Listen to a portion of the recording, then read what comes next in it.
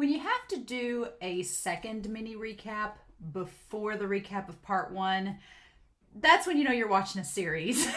Hey, it is Romania Black, and I've poured myself some spiked coffee because it felt needed. And, yeah, so White Boar Coon's out before the start of the episode, like in episode 7. It's been a good 5 or 6 episodes. I feel like we need another mini recap before we get into the final arc of this part. You know what? I was really curious when starting season 4 part 1 because I was like, there's 16 episodes. I was like, that's a weird number. 16 is a very strange number because you're used to 12 and 24, but 16's like, it's odd, right? And so I was like, I wonder why that is. But no, it all makes sense now.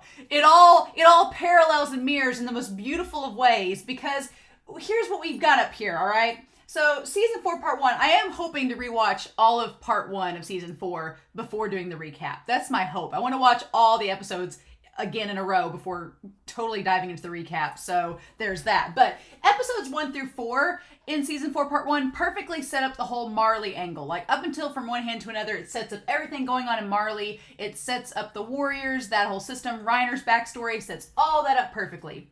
And then episodes 5 through 8 establish Eren and Parady's attack on Marley. It covers from the Warhammer, it covers from Declaration of War all the way up to Assassin's Bullet. And then these last 4 episodes have all been like, we've gotten the first 4 episodes talking about what Marley's been doing the last 4 years. Now we get to go back and see what Parady's been up to.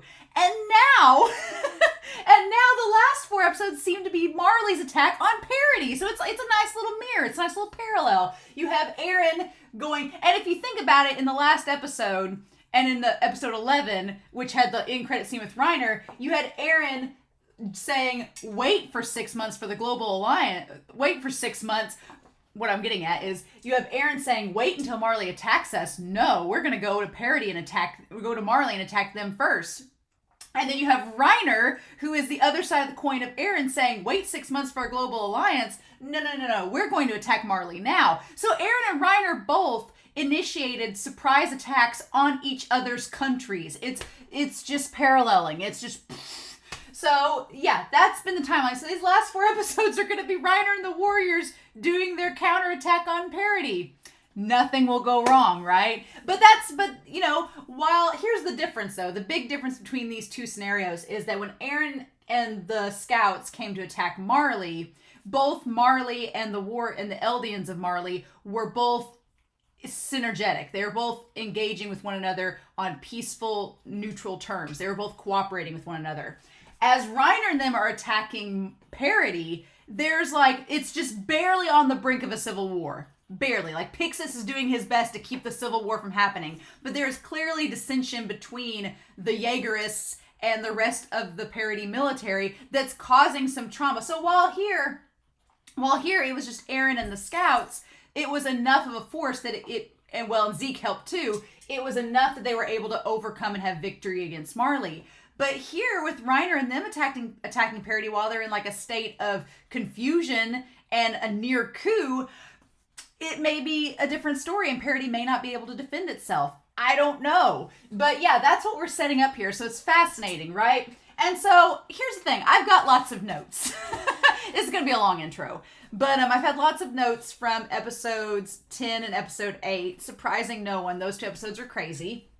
But I want to talk about them with y'all. And I've kind of got here, like I said, as I go through this season, my thoughts are continuing to evolve and change. And there's been things come up with Eren that I sat back the last couple days and I was like, okay, let me reevaluate. Because Eren has made me, I've talked with several people on Patreon and YouTube that Eren is just, I felt a disconnect with him because we don't get to interact with his inner thoughts like we have in prior seasons. And that for me, connecting to a main character and understanding what they're going through and what they're thinking, it's been hard. But going back and listening to a few notes from these last couple episodes, I did want to put out here that they've kind of changed my outlook a little bit. So I'm going to try to go into this last part with a somewhat fresh perspective and think, okay, I told Space Monkey today on YouTube, I was like, you know what, I think by the end of this, I'm not going to be rooting for sides. I'm just going to root for characters that I hope make it to the end and live. That's all. I told him on there, I was like, I want this to have a happy ending, but I feel like Isayama's not going to give us a happy ending. I think it's going to be bittersweet. And I'm a happy ending person, so that's going to be hard. But yeah, so let's talk about this. So I want to go through these comments, and as something comes up that's on this board here, I'll reference it. And then whatever I miss, I'll come back and talk about it here briefly. But Be Happy, I do want to reference that.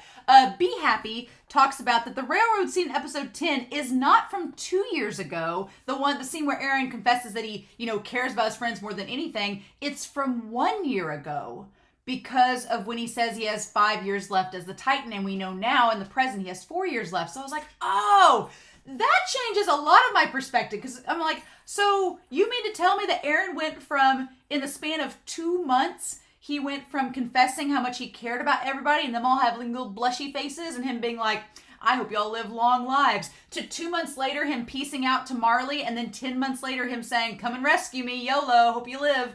What? Holy crap. There's like a lot that went down in those 10 months, and we still don't know what that is, but I want to know. So, that's interesting. That's good to know.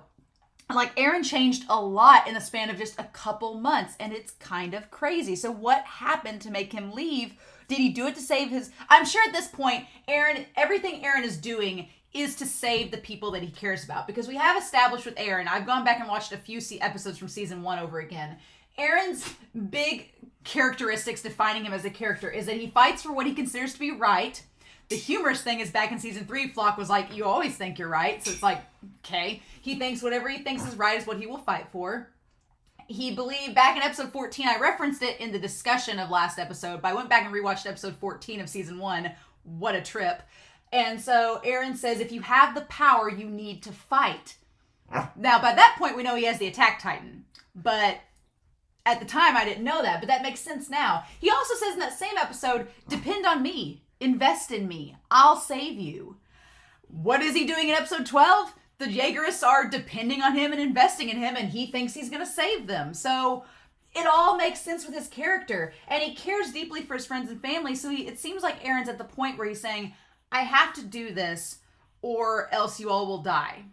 And I'm going to talk about that again a little bit. But Eren's actions are starting to make more sense.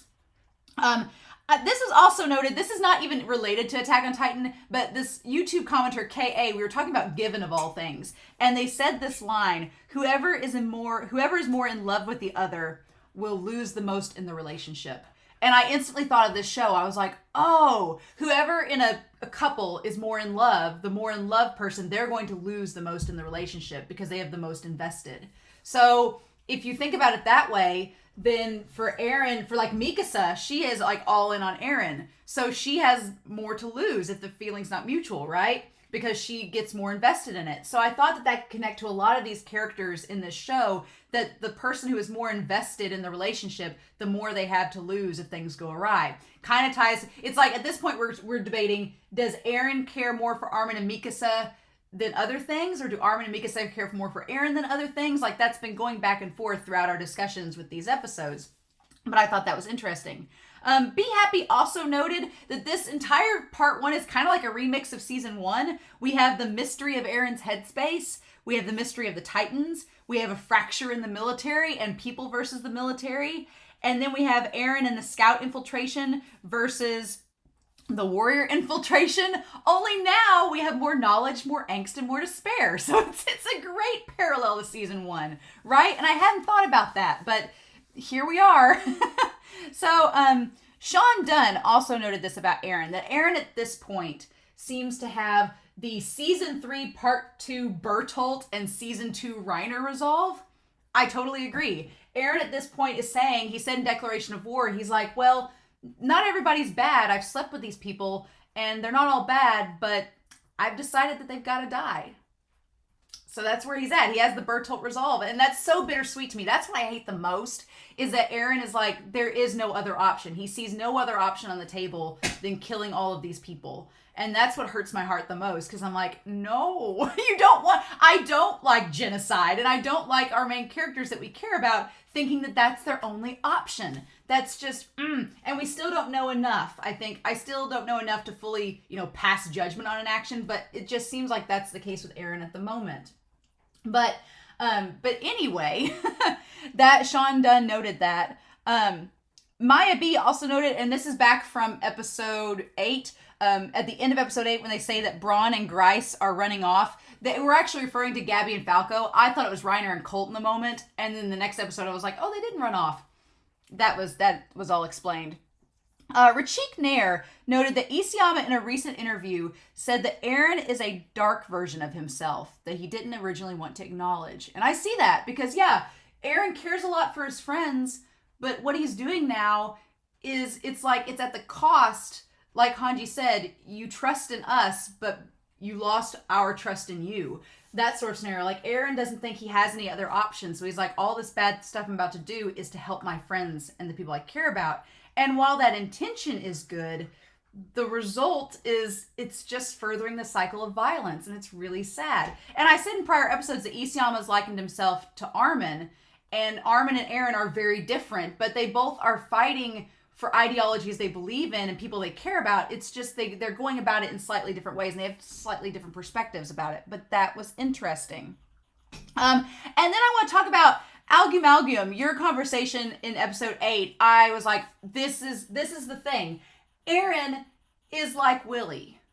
He's like Willie in that Willie talked about taking hold of the wheel back in episodes 4 through 6. Willie's like, none of my predecessors would do it. They wouldn't take the wheel because it was so heavy. But it was my responsibility. I did it knowing what would happen. He's like, I'm taking control of the wheel and I'm going to steer it, and whatever happens, happens. And that's kind of what Eren's doing right now. He's doing exactly what Willie did. Eren's like, nobody else is going to do it. I'm going to do what needs to be done to save the people I care about. And Eren he's like, the wheel's heavy and I've got to just keep a hold of it and keep it going no matter what. The rumbling, whatever happens, he's like, let's just do it. And what's funny is, I was talking with Algum about it, is that Reiner and Armin are both clinging to this hope that the wheel can either be stopped or altered. They're not grabbing a hold of the wheel. They want to either stop it or alter it. That we were talking about how it seems kind of weird that Reiner is against Gabby becoming the armored titan, because they were talking about how, well, either way, Gabby's going to probably become a warrior no matter what. So why does Reiner care so much if she becomes the armored titan or not? She's just still going to be in the warrior candidate program. If she doesn't become Reiner's titan, she may become Porco or somebody else's, and she's still doomed to the same fate. But Reiner has in his head this idea that they can somehow stop all of this. Like, he's done with war. He's tired of it. It's messed him up so much that he's like, I just don't want to do it anymore, and I don't want Gabby to go through with it. So Reiner has in his head that he thinks that we can stop this somehow. He just doesn't know how. He thinks that somehow stopping Parody and Eren and them will somehow stop the program. Now, whether or not that's really going to happen, we as the audience can say, well, they're still going to do the warrior program. But that's kind of where Reiner's at. Reiner in his headspace is thinking, well, if we can just win, we can stop it and Gabby won't have to go through with it. Now, whether or not that's true, we the audience can speculate, but that's where Reiner's at. And Armin's kind of in the same place as Reiner. Armin's like, maybe there's another option. What if we did this? Isn't there any chance for peace? What can we do? He wants to stop or alter the path the wheel is on, whereas Eren's just like, no, full speed ahead. It's too late now. We just got to make it plow through the people that need to be plowed through for us to survive. But yeah, there's that. And so yeah, we have the idea that Eren has always been a reactive character, but now he has a chance to actually be an active character, and #no regrets, he's choosing his own fate. And that's going to kind of tie to Historia over here in a minute about choosing your own fate. But Eren's like, I have the opportunity to not rely on anyone anymore. I can do what I want for what I believe in. I have the power now. I'm not powerless like I was before. So now I'm going to do things my way and no regrets. And it's like, like, okay, sure. Alex Johnson pointed out that Reiner and Bertolt told Zeke about Mikasa's appearance and that it would be connected to her, and Zeke would be smart enough to connect her to Hizuru. That makes a lot of sense. I was debating a couple episodes ago about how they knew that Mikasa was tied to the Hizurus. Well, it makes sense because I'm used to seeing this as an anime, and in anime, they all kind of look the same. They're all cartoons, they're drawings. But in the scheme of the world, Mikasa does look different. She does look Asian. So in that case, I'm sure Bertolt and Reiner told, because they've seen people from Hizuru before. They've seen people that are of Asian descent. So they're like, Mikasa kind of looks like them. Isn't that funny that she's here on this island that looks like the people that are not Eldian? And they probably told Zeke, and then Zeke put 2 and 2 together and was like, oh, okay, did some research, found out about the history and the Akamobitos, and was like, gotcha, probably related to them. All makes sense. So thank you, Alex, for that. And then these last parts are related to Eren and Hanji, but also to Historia. And so Omegeets, I hope I said that right. Omegeets says that Eren says, when he's holding Hanji and yelling at them, he says kudasai, which is a phrase please, but it's a kind of phrasing that you use to a superior officer when you're being polite. So even though Eren is mad and frustrated and angry, he's still referring to Hanji in a superior formal tone. So it's kind of like when Reiner called him Captain Levi. It's like you've not totally given up on that, right? And then Roy Reviewer notes as well as several other people have noted this too about a mistranslation, that Eren's words when he grabs Hanji are not, if you have an ace up your sleeve, then use it, because that seems kind of threatening. But rather the actual translation is, if there's another option, then tell me. That's not threatening, that's desperation. Eren doesn't want to do this. And that, as soon as he said that about the translation, I'm like, oh, Eren doesn't want to do this. He doesn't want to kill people. He just is like, I don't know what else to do. And I have this power, so I need to fight. I have the attack titan that's telling me to fight. What else can I do? Give me another option. So I feel like Hanji is, in these last couple episodes, trying to help Eren be like, I'm trying to find you another option. It's just not working yet. But I feel that makes a lot more sense with Eren's desperation, that he spent the last several years trying to come up with another solution and nothing's happening. And he's like, we're running out of time. I don't know what else to do. And this is the only thing I can think of. So I do have some questions with that, though. My questions obviously being, I still want to know what happened in those 10 months he left Parody to go to Marley. Like, did he come in contact with Zeke? He obviously came in contact and did the scouts follow him over there? Did he go over there with the scouts? Did he leave on his own? What happened? Did he just go rogue and they followed him and then he found out that they followed him and he just avoided them and sent them letters instead? How does this work? Did he get in contact with Zeke? What was going on? When did Yelena go over there? When did Anyan go over there? There's lots of questions we don't have answers to, and I feel like this last part will probably give us those answers, hopefully. Or season 4, part 2 will give us those answers. But it seems like Eren doesn't think he has any other options, whereas Armin and Reiner are trying to cling to the idea that there are still options on the table, but they just don't know how to enact them. So there is that. The Weird Pianist noted that the Iceburst Stone that was introduced in a light novel and in the Before the Fall novel and manga, and it explains that the 3D maneuver gear was made 70 years ago, and Iceburst Stone was like a frozen gas that was found in a cave, and then there was this stuff called iron bamboo that was made into the swords, basically explaining where the swords and the ODM gear came from. And I'm like, oh, okay, cool. They said the writing in the light novels wasn't very good, and I probably won't read them because I'm like, no thanks. But if that explains this fantastical equipment and how it comes to be, fine with me. I'm glad that we've covered that because that was going to be one of my questions about the swords. And if it comes from a special bamboo that's grown on Parody, sure, I'm down. But thank you, Weird Pianist, for that. And then Sacha Purvis, Space Monkey, and Nijay, we were all talking about Historia. Old Historia. And now that I've spent the last couple episodes rewatching and going back through the timeline, if Eren did leave 10 months ago, then obviously he's not the father. I just had a freak out during episode 10 and wanted to theorize. I'm sure all of you reading the manga theorized for months about it. But it makes sense now that Eren is not the dad. Did he want to be the father? Who knows? But we did talk about the trope. If there's one trope in this series that I've not been a fan of, and it's kind of, I agree with Sacha Purvis on this, I'm not a fan of the end-game pregnancy trope, that this female character, that her usefulness at the end of the series is to get pregnant and have a kid. I'm a woman, so it kind of bugs me because it seems like from this point on, Historia's only purpose is to have this baby. Like, she kind of peaked in season 3, part 1, and that does make sense narratively, that you're like, okay, she became queen, what else is she going to do now? I'm like, well, she could do lots of things, but does she have to get pregnant? And I get where the story needs her to be, and she is an important piece, but it's just kind of, she's just on the sidelines now. She's sad, she's miserable, she's with Farmhand Coon that she doesn't like, and he's, being used.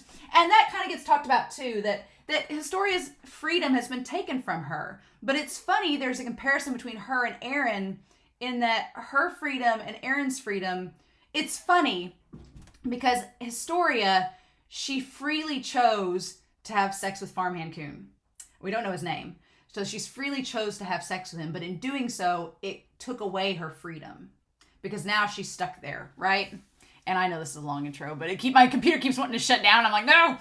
And so, but there's lots of reasons why she could have done this. Now the question is, did Yelena really convince her to get pregnant? That part is curious to me, because some people have suggested that could be, the Rogue and them suggested that Yelena told her that if she got pregnant, she wouldn't be able to eat Zeke. And they're like, she did it to save Zeke. But I was like, that's where it gets weird, because Eren is supposedly going along with Zeke's plan, but the plan that Zeke outlined stated that Historia would eat the Beast Titan, and within those 13 years of having the Beast Titan powers, she would have as many kids as possible. That was the whole plan.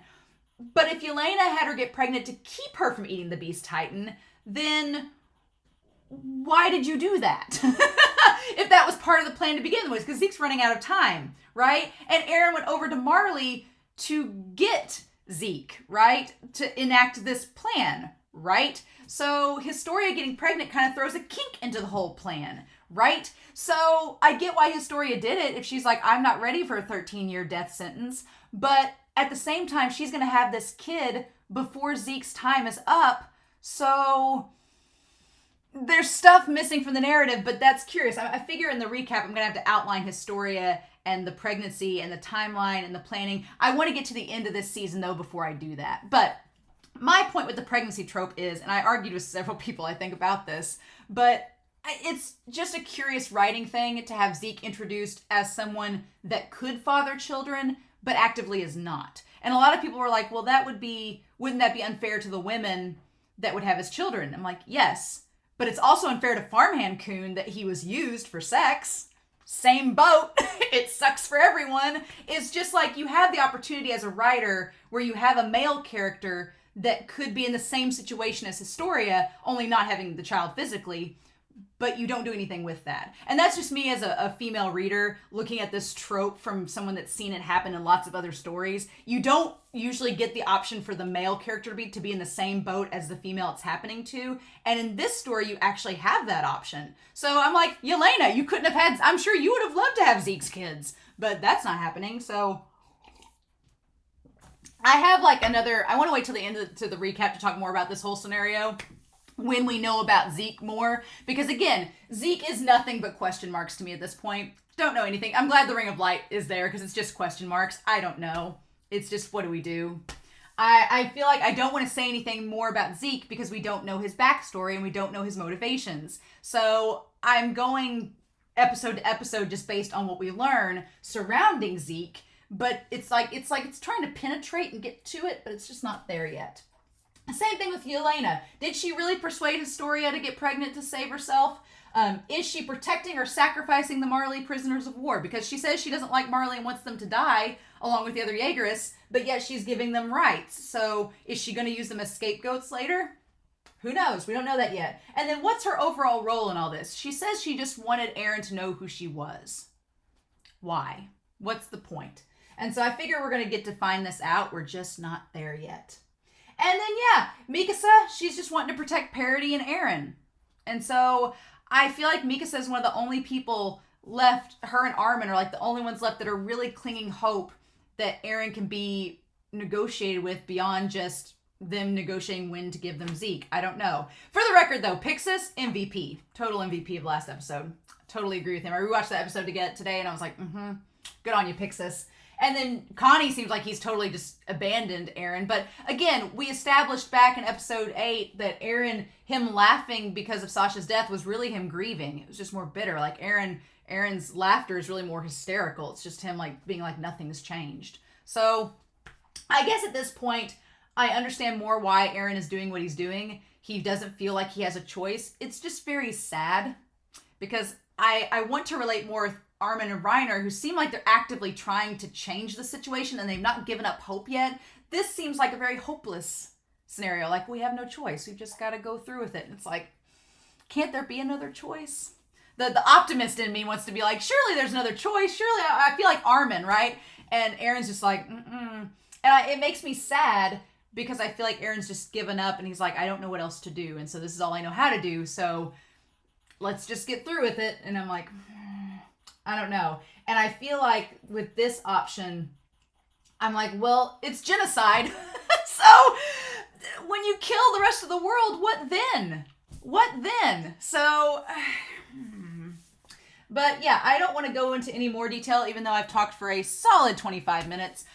We've got the recap to go through. We've still got 4 episodes to go, and I'm sure in those 4 episodes there's going to be so much come to light that it's going to completely change my opinions again. So I am worried about the Braus family, the Blouse/Braus family. I am worried about them. I'm worried about them because they're walking into this fancy restaurant and Peek and them are in the area, the scouts are in the area. It just looks like a bad scenario. So, yeah. But, all right. Well, I hope you all enjoyed that mini recap part 2. I'm honestly worried. I haven't even started planning the recap. It's just, I'm nervous. I'm nervous. I feel like if I have these mini recaps now, maybe that means that the actual recap won't be as long. I say that, but then, you know, what do we do? So, it's fine. We'll just be good, and we'll just get through this episode, and nothing of consequence will happen. I'm glad y'all enjoy my ramblings, because this show, I've dove down the rabbit hole of madness with this show, and I was talking to a few people online, and they're like, well, when you read the manga, I am excited to read the manga after this, because I feel like it will be a second viewing of the show as a whole, and I'll be able to reevaluate characters, my thoughts on them, all that good stuff. So I am excited for that. It's just so, Sasha asked, they were like, which is worse? You watching all of this at once and having just a couple days to process in between the episodes, or watching it like over the course of 10 years and having to wait in between. And I honestly think that how I'm doing it may be worse, because I don't feel like I get a lot of time to process. And then as I see your comments on YouTube and Patreon, I'm like, oh, that completely changes everything. And then I reevaluate things. Whereas I think if I've read some series for like One Piece, I've been reading since the early 2000s for nearly 20 years. And so you get time to theorize and think about characters and situations. But this is a very different series than One Piece. So apples and oranges. But yeah, so let's not waste any more time. Children of the Forest, huh? I don't know what to think about that. Obviously, it seems like it's going to tie to Forest of the Giant Trees, where Zeke is, but I don't know what the Children of the Forest... We had The Children, which was Season 2, Episode 10, and that was getting into Ymir's backstory, The Children. So, And Gabby and Falco are involved, seemingly, in this, so maybe it's referring to Gabby and Falco and Zeke. I don't know. But let's not waste any more time, shall we? We're going to start episode 13 of season 4, part 1 of Attack on Titan, here in 3, 2, 1, and let's go.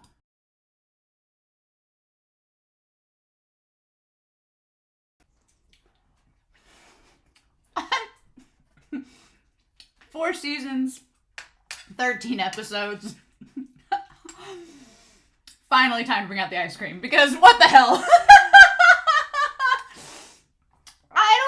Since Warrior, I don't think since season 2 Warrior have I been this hyped up after an episode. I'm working on a school night and I gotta watch this. Yeah, that was a mistake. You all deserve medals. You all deserve medals because, you know, I will be honest, even back in season 1, several of you were like, people kept talking about season 2. They're like, there's an episode in season 2 that just wait till you get to it. And I was like, okay. And I don't usually hype myself up with episodes, but I always had in the back of my head, I'm like, okay, something's going down. And Warrior just had that feel to it. And I was like, I bet this is the episode they're talking about. It was. But y'all didn't hype me up for this episode at all. There was one patron, Wushin on Patreon, I was talking about, they were like, because it went completely over my head, Wushin, because you said something about, you're like, well, you probably don't want to drink wine the next couple of episodes of Attack on Titan. And what I thought you meant was that I shouldn't drink wine because I'll need to think for Whiteboard Coon. That's what I thought. And I was like, oh, and I remember in the Discord being like, yeah, I know I need to have my wits about me. That's not what you were meaning.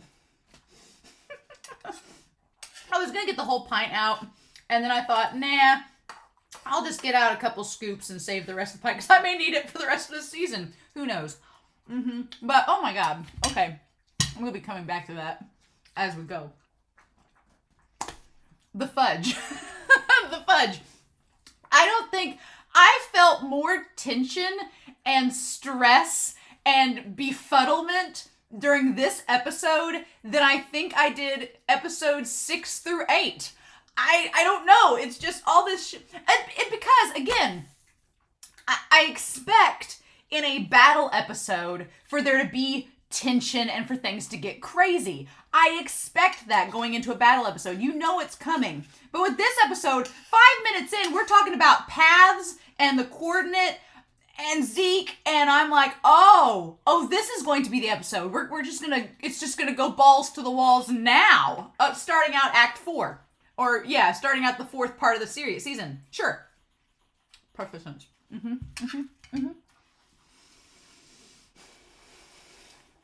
Okay. So we finally get some damn answers. Seeing Levi I'm going to finish this ice cream before we start because it's going to melt. Seeing Levi feel hopeless, seeing Levi showing emotion to his fellow cadets, his fellow scouts, that when Levi is showing hashtag regrets and emotion, I'm like, oh, he's just as distraught as everybody else. But we finally get backstory on Zeke. We don't get backstory on Zeke, but we get a little bit more into his psyche and talk about him. FLOCH! Oh, that little shit. Oh, FLOCH. That face that he makes, it's going to be on my Twitter. That face that he makes, that was the thumbnail I saw it to the side. A few episodes ago, I said I quit being on social media because I looked over one day and saw a picture of FLOCH and was like, nope. And I didn't read the headline or anything. I just turned around and it was that image of him being like, shh. And I was like, oh. And as soon as I saw it, I was like, that's what it was. Okay, great. Yep. Thanks, FLOCH. You got me off of YouTube, you redheaded shit. Talk about FLOCH. Yeah. Yep, the Burger King. The Burger King himself. Oh my god. This episode was so damn good. It was so damn good. This may be one of my favorite episodes of the whole series. It could be one of my favorites of the whole series. It's just, I'm going to have on Patreon, I've already decided, I've already made the poll up. I'm going to have on Patreon a poll for all the episodes where you all get to rank them. And all the patrons get to rank the episodes. I'll have my list, and we'll just go through and I'll be like, yep, you were right, I was wrong. But yeah. So we need to talk about this episode. I'm going to quit eating ice cream. God. I needed to eat some ice cream and calm down and pour myself some water because what the hell? I went into this blindsided. I had no hype for this episode. I figured that stuff was going to go down with Sasha's family. I thought they were all going to die, to be honest. I thought Sasha's family was all going to get caught up in a crossfire. Something bad was going to happen. And they may still. Eren's there. FLOCH's there. Eren's saying his farewells to everyone. I feel like that's what he's doing. I feel like Eren's saying his farewells. Like, hey, I'm about to go do this. Sorry, guys. I love you. Bye-bye. Like, he says farewell to Reiner, and now he's saying his farewells to Armin and Mikasa. I'm like, I don't get good. I was feeling good about Eren, and now I get bad vibes again, damn it. But yeah, okay, this is over. Thank you. Thank you for wallowing with me in ice cream for a second. Thank you. All right. God. Where do we even start? Where do we even start with this episode? I don't know. I thought the Braus family was going to die. They may still die, but I thought this episode some stuff was going to go down. They were going to die. I knew that when Gabby and Falco went to talk to Niccolo, it wasn't going to end well because Niccolo knew that a warrior candidate killed Sasha, and I knew he was going to put 2 and 2 together, but the whole thing with the wine, and I was sitting there as Gabby and Falco was going down, I was like, wait a minute.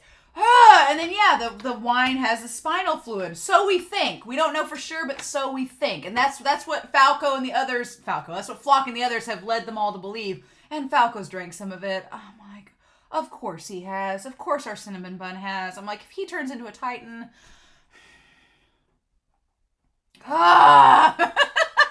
That's what this episode is. This just pterodactyl screeching is this episode in a nutshell.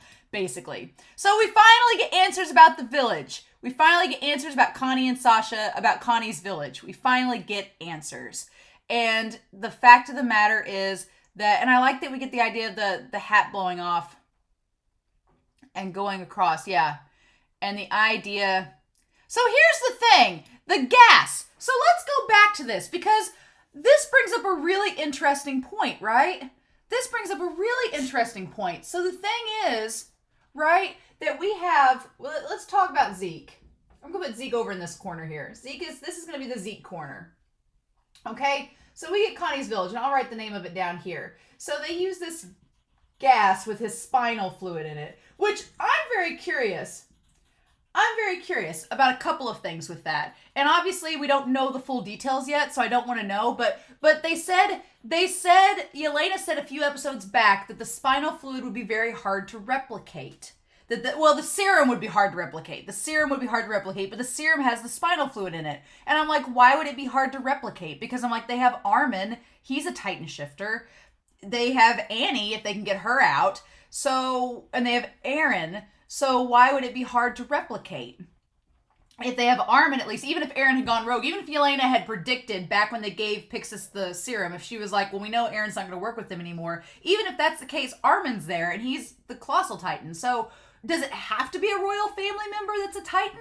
Is that the case? But if that's the case, and the Marleyan government has made this stuff out of Zeke's spinal fluid, then don't they know he's royalty? Or did Zeke just tell him that it had to be the Beast Titan? That it had to specifically be the Beast? Or does it have to be the Beast Titan for it to work? Oh, is that maybe it? So we don't know if maybe it has to be the Beast Titan for it to work. Does it have to be the Beast Titan spinal fluid in order for the serum and stuff to work? Does it specifically have to be that one? That's the only thing I can think of, because if it was royalty, then the Marleyan government would know that it was Zeke and that he was royalty, but they clearly don't. And it would also explain why people of parity couldn't use it, because Historia is not a Titan. And so that makes sense. But the founding Titan had all the serum too. So, or is it from the founder? I don't know. But for some reason, Zeke's spinal fluid, it supposedly is Zeke's only. They don't say it's anybody else. It's not like he smuggled away Reiner's spinal fluid or anything. I'm also like, how much spinal fluid do you need to make all this stuff? Because how much do you have, and does it replenish itself? Is it like blood and plasma? How does that work? So I'm not a med student, so I don't know the physics behind it. But for all we know, it's just come from Zeke. That is it. And maybe, well, here's the thing. Maybe it could come from Reiner and any of the other ones, but they don't have the scream. They don't have the Beast Titan scream that activates it. Right? We'll talk about that. Let's just get into this. But they put the spinal gas throughout the village. But here's the thing. There's a bunch of other soldiers with gas masks doing this, right? So were they Eldians that went, but they didn't have bands on there, so they're from Marley. So no, they were Marleyans. So there were Marleyans inside the walls of Wall Rose helping Zeke and Peak out during 4 years ago when they held the whole thing with Shiganshina and basically the events of season 2. So Marleyans went with Zeke and Peak, which is interesting, right? So it was the Marleyans. So there were Marleyans on the soil with them way back before Yelena or any of them even came. That's bizarre, because I thought it was like when Magath sent the 4, Reiner, Bertolt, Marcel, and Annie to the island by themselves. I thought it was the same thing. Zeke and Peak just went by themselves too. That's what I thought, but there were apparently Marleyans there to help Gas. Right? So they were there to help Gas. And then supposedly we can assume that they say that the gas affects their nerves, their nervous system, and makes them paralyzed. So that's why. So the gas is how they were able to, in episode 1, for Zeke and them to use the people on board the ship to turn into Titans. That's how he did it. He put the gas to them. And that's how he buried the people underground. They were just paralyzed underground waiting to turn into Titans. That's terrifying. Okay. But yeah, so there were Marleyans apparently there helping them, which is curious to me. And I guess they call it a gas weapon. It contains gas, some of my spinal fluid. Breathing just a slight amount makes the subject of Ymir freeze up. So that explains that as soon as Falco drank just even a drop of it, then it's probably too late. Okay. They can't control their bodies and they lose consciousness. Well, so at least they were unconscious. That's the only good thing about this, is that they were unconscious. They weren't, it's not like they were, stuck in this state and were fully aware of what was happening. That would be terrifying, but they were unconscious. Fine. At least there's that caveat, I suppose. On my command, I send the power of the Titans to the coordinate via paths. Via paths. And we see Peak as the cart Titan with all the stuff. So, and that's the carrier that she had earlier during Shiganshina and all of that. So that's the crate that Bertolt was held up in. Okay, so upon my command, so on Zeke's command, okay. So on Zeke's command, he sends the power, the power of the Titans. I want to get this wording exactly right. The power of the Titans to the coordinate,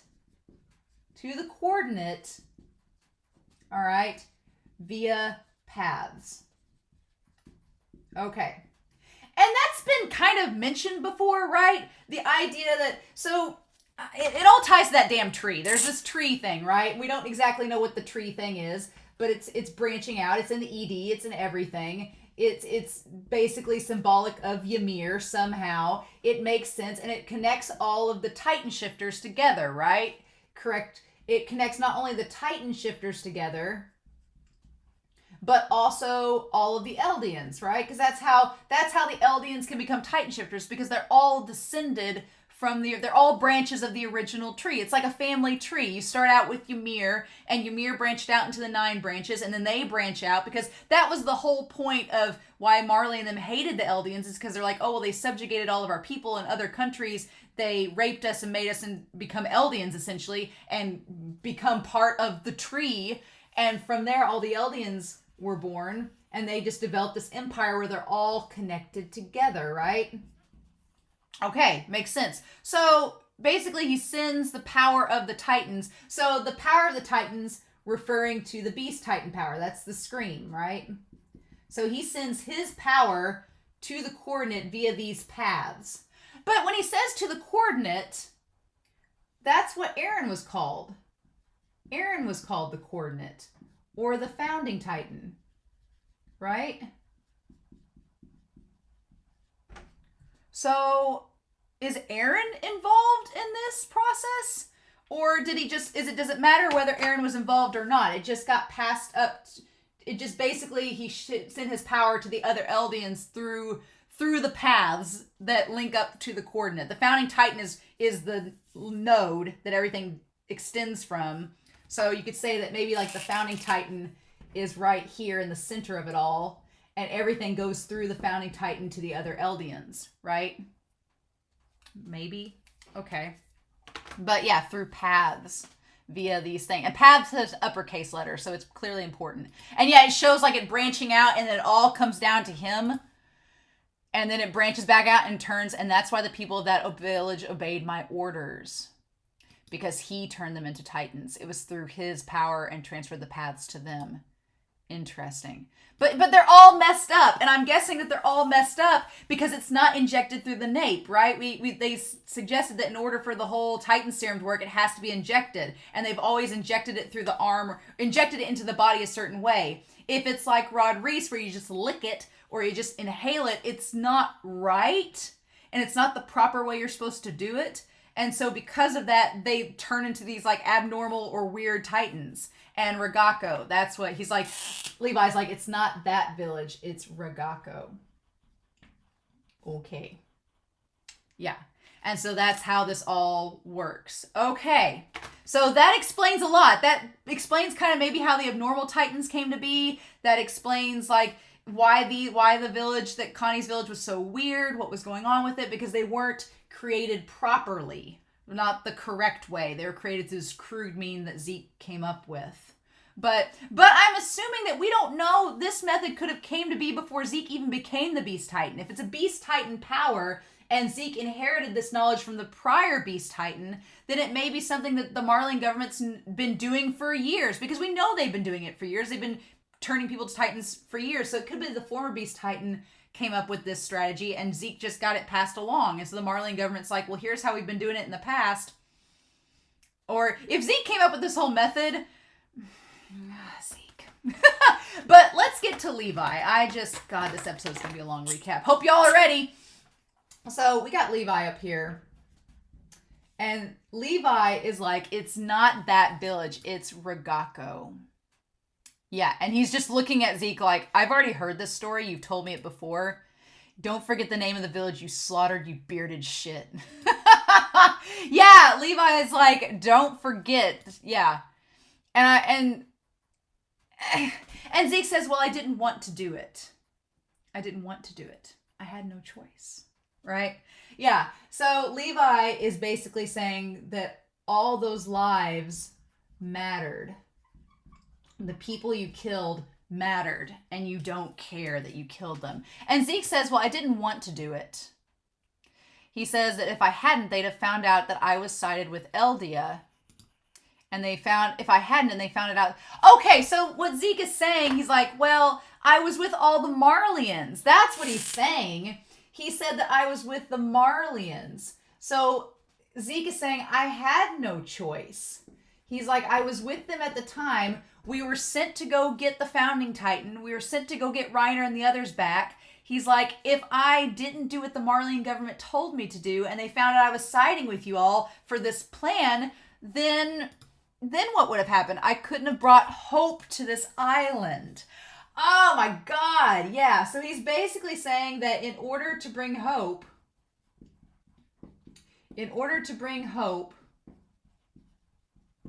that sacrifices must be made. Yeah, that sacrifices must be made. He's like, I didn't want to kill people, but I have to. It's very much Eren's logic. And I'm thinking that Eren and Zeke have had this conversation, and Zeke's like, look, he's like, sacrifices have to be made, little brother. If we're going to save the world, then, you know, some people are going to have to die, and we're going to have to live with that, but we have to do it. And Levi's like, he knows about sacrificing people too. And he's like, I told you all this when I landed on the island. Zeke's like, you already know this. And notice, Levi has not been drinking, he's not been drinking the wine. He has a cup of coffee. Levi has not been drinking the Kool-Aid. Thank God. He's like, why do you keep asking? And Levi says, you don't have a shred of guilt, and it shows. Levi's like, where is your guilt? Yeah.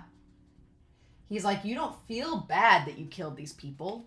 It's like, you don't. You say that you do, but you don't. He's like, and it shows. And then he says, you may or may not want to save Eldia, but those lives meant nothing to you. So yeah, he's like, if you're the hero and you're trying to give us hope, yeah, you had to sacrifice people supposedly, but did you care? He's like, have you shown any remorse for what you've done?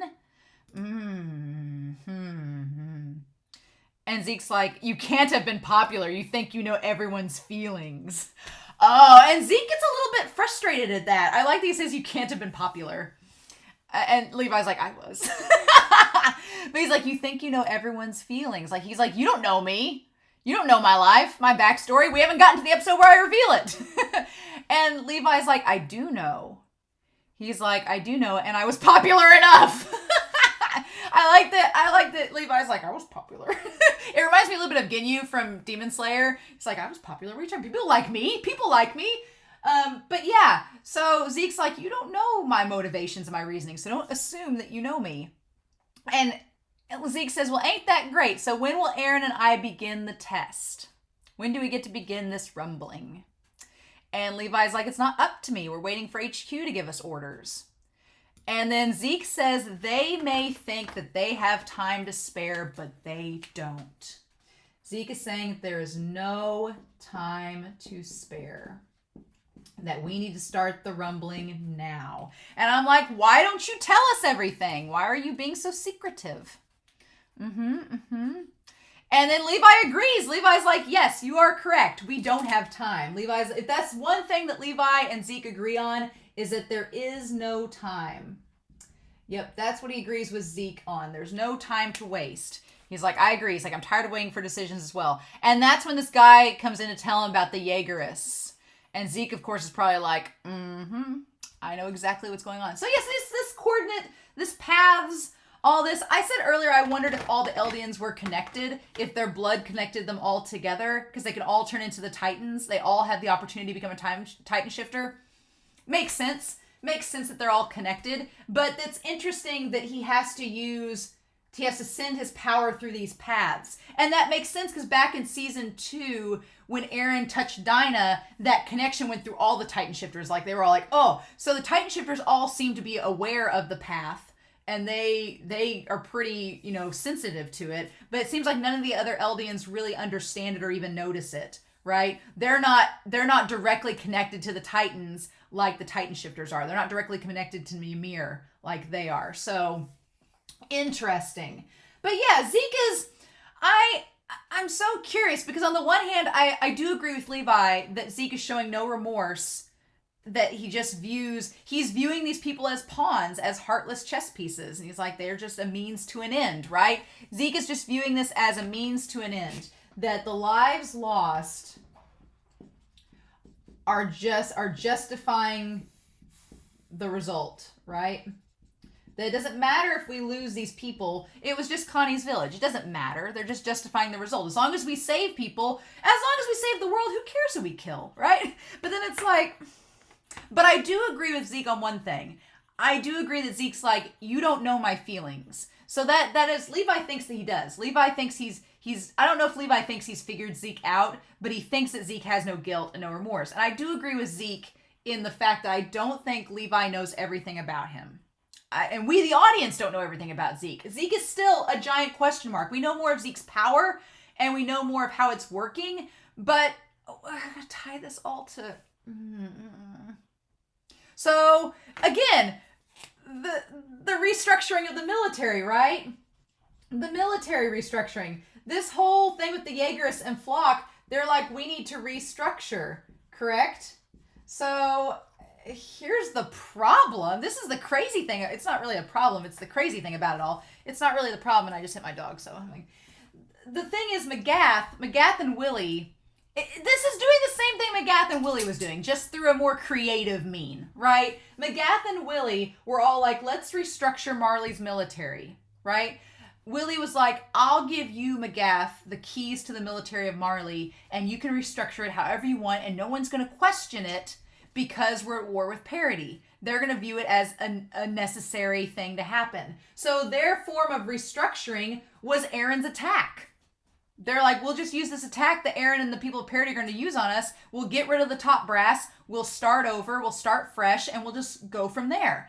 This is not any different. This is not any different than that. Because what they're doing is they're turning the top MPs, the top brass, into Titans with the wine, supposedly. We're not 100% sure on that. But Nicolo's a pretty smart person. I trust him. I trust his opinion.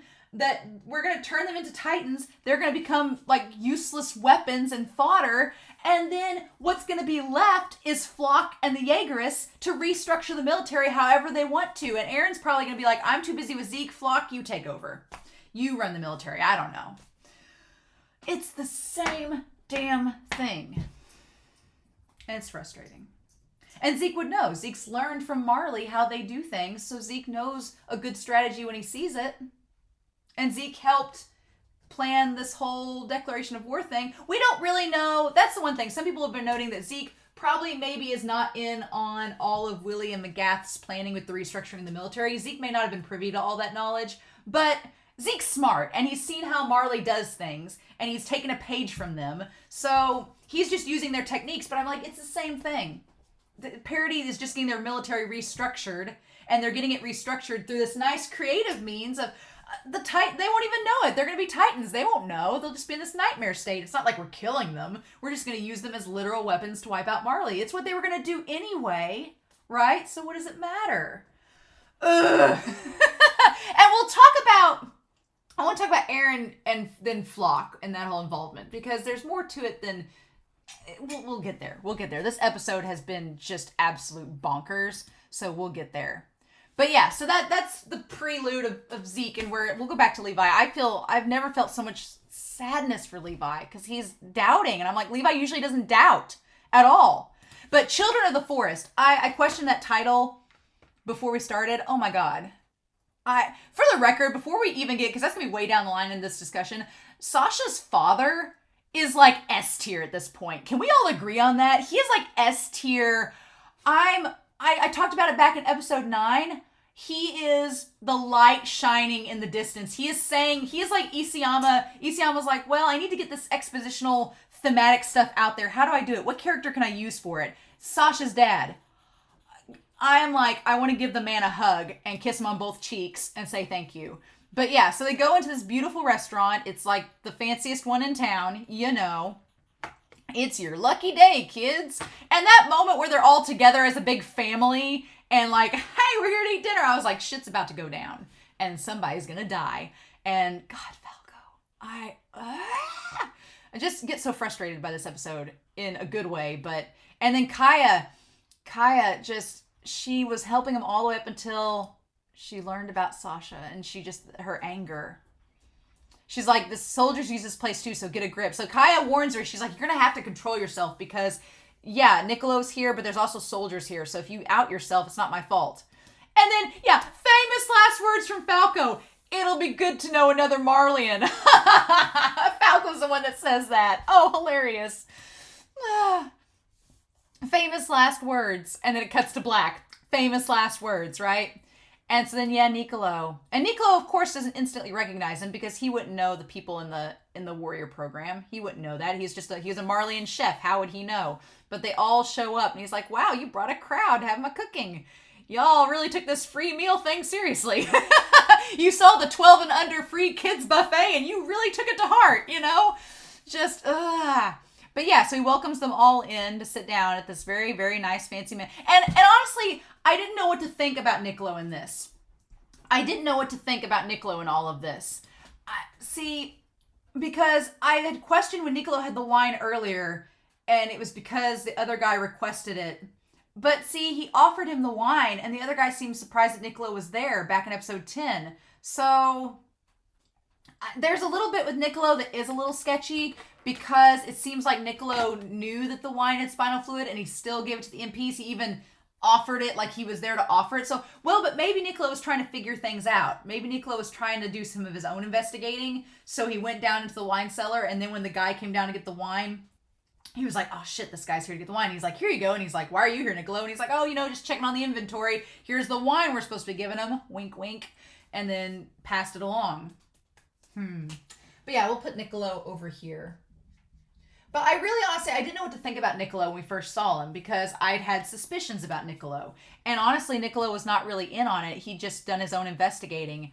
And the one thing about this is that this entire second half of part 1 has been leading Gabby and Falco up to this moment of Gabby slowly realizing that the other side is not different than her side, that they are the same. And when she's questioning, she's like, Mr. Braus isn't a soldier. Why was he invited?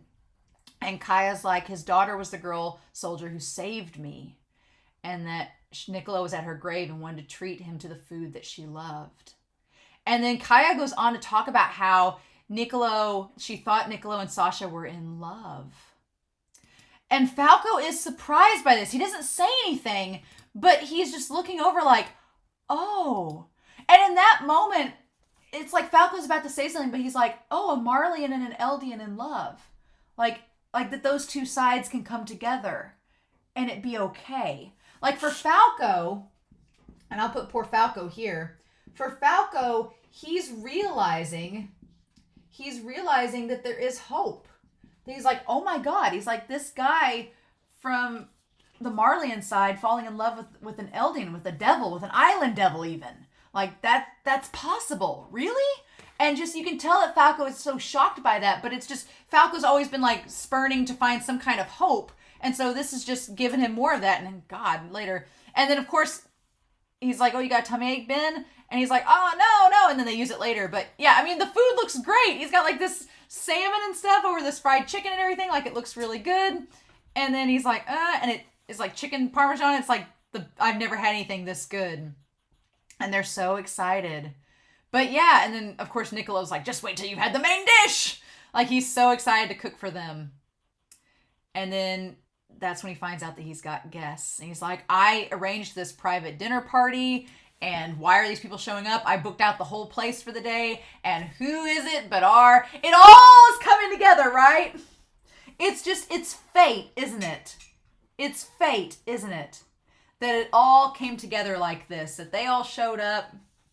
And I feel like Eren and FLOCH were following, because FLOCH was trying to find Hanji anyway, because Hanji's commander of the Survey Corps. So FLOCH was trying to locate Hanji anyway.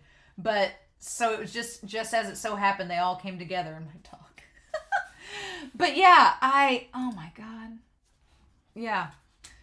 And then you guys, is it urgent? My hands are full with some customers. Like, he's like, I got a full house in here. I got 6 kids. They can eat a lot. And then Hanji is like, you can get back to work, but we just want to talk when you're done. And that's when Niccolo's like, well, let's just go ahead and hear it. I'm already out here before I go back.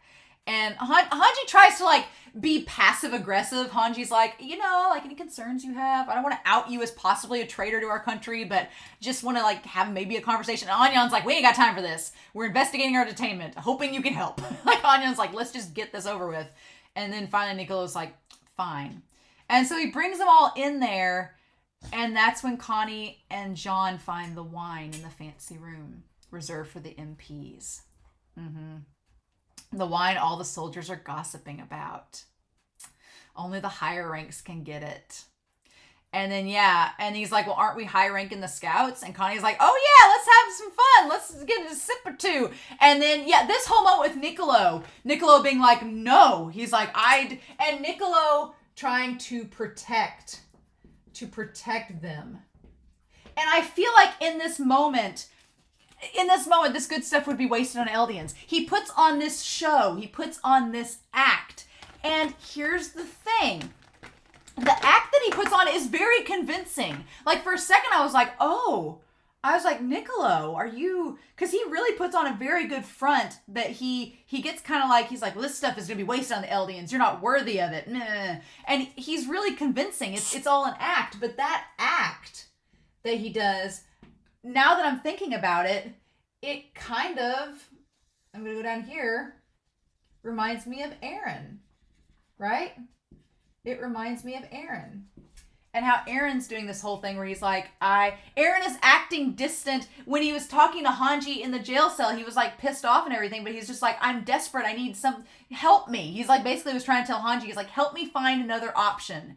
I'm out of options, and this is the only thing I can think of that has this is the highest chance of success rate of all the plans we have on the table. I'm sure it may be that Eren does not like Zeke's plan. He does not like the plan. But at this point, it is the option with the highest success rate. He's like, I don't want to follow Zeke's plan. I don't like it, but I don't know any other options. So he's like, Hanji, unless you find something to tell me now, what are we going to do? What can we do? And we don't know, because now he sat down with Armin and Mikasa, and we're not going to get to see it till next episode. Oh my gosh. But yeah, so it could be that Eren is just, he's like, you want me to be he told Reiner that. He's like, you want me to be the antagonist? I'll be the antagonist. He's acting as the antagonist because that's the role that he needs to play. He said back in that episode that he would, whatever role, he said back in episode 11, whatever role I need to play, I'll play it as seriously as I can if it means that we'll be successful. Eren's been the same character all 4 seasons. It's just now the straits are so dire that he's having to resort to being like this, and I hate it. So, but yeah, Niccolo's acting here is kind of like a representation of that, right? And Connie gets super mad about it. They're like, why are you being like this? And you get screwing around. And he's like, Niccolo, yeah. He's like, don't touch me, Eldian, just because, what did he say there? I wanted to go back there. Just because I've been nice doesn't make us pals. And that's when John's like, have you forgotten what you are? He's like, and I'm just a filthy captive, right? That makes us even, Eldian. And Niccolo's so convincing there, and you can tell there's probably a little bit of truth like that. Like Pixis said, the best lie has a sprinkling of truth in it. And Niccolo, he's lying to them in this moment to get them to get away from him, but there is some truth to it, right? He's like, don't act like you're better than me. He's like, I'm being held captive too. What's any different? How are you guys any different than me? And then Connie's like, what's his problem? And I like that Jean's like, hell if I know. And then Nicolo's just like, oh my God. And he goes back to the cellar, and you can't really see his reaction, and that's when Gabby and Falco, and it's so sad because Gabby has this look on her face like, let's go, let's do this. Gabby's viewing this whole thing like a game, like it's just part of the mission. She's like, and we'll get to this one moment down the cellar. I was like, oh, Gabby, honey, I felt for her in that moment. I was like, honey, you just put your foot in your mouth, and Falco's like, shit. But yeah, they convince him, and the whole time, the Braus family, they're all concerned for him. They're like, are you okay? And he's like, yeah, I need to go to the restroom. And she's like, I'll go with him. I'll go help him. It'll be fine. And then Kaya in that moment was like, good luck. Like, gave him like a good luck look. And then they go down the cellar. And this is about the time that I was putting two and two together about the wine. And he's like, oh my God. Because he doesn't want Jean and Connie and them to be turned into Titans. And he's like, the restroom's the other way. And he tries to be nice. He's like, oh, hey, kids, you're in the wrong place. Why would you come down to a cellar to use a bathroom, you silly kids? And then Falco's like, that's not why we're here, Nicolo. We came from Marley, and we're warrior candidates. And she said we're warrior candidates. And he's like, huh? And she says, we think there will be a huge offensive against the island soon. And then we need to get out of here before that happens. And she's like, until then, hang in there and let any of your Marleyan comrades know. So, okay, now Nicolo knows that there's going to be an attack. Oh, so he's still there. He could tell them that there's going to be an attack from Marley. Oh my God, because we haven't seen Reiner or Peek or any of them this episode, so we don't know. And that could go back to when Zeke was saying that we're running out of time. There's no time spare. He probably knows that they're planning to come back. So Nicolo knows that there's an attack from Marley because Gabby and Falco told him. I'm going to put Gabby over here too. But, oh my God. So yeah, and then Gabby tries to be like, tell your fellow Marleyans, like, help is on the way. Like, God, no. But she doesn't realize because Gabby still doesn't get that it's possible for these two sides to come together and have a coexistence, because she doesn't get it.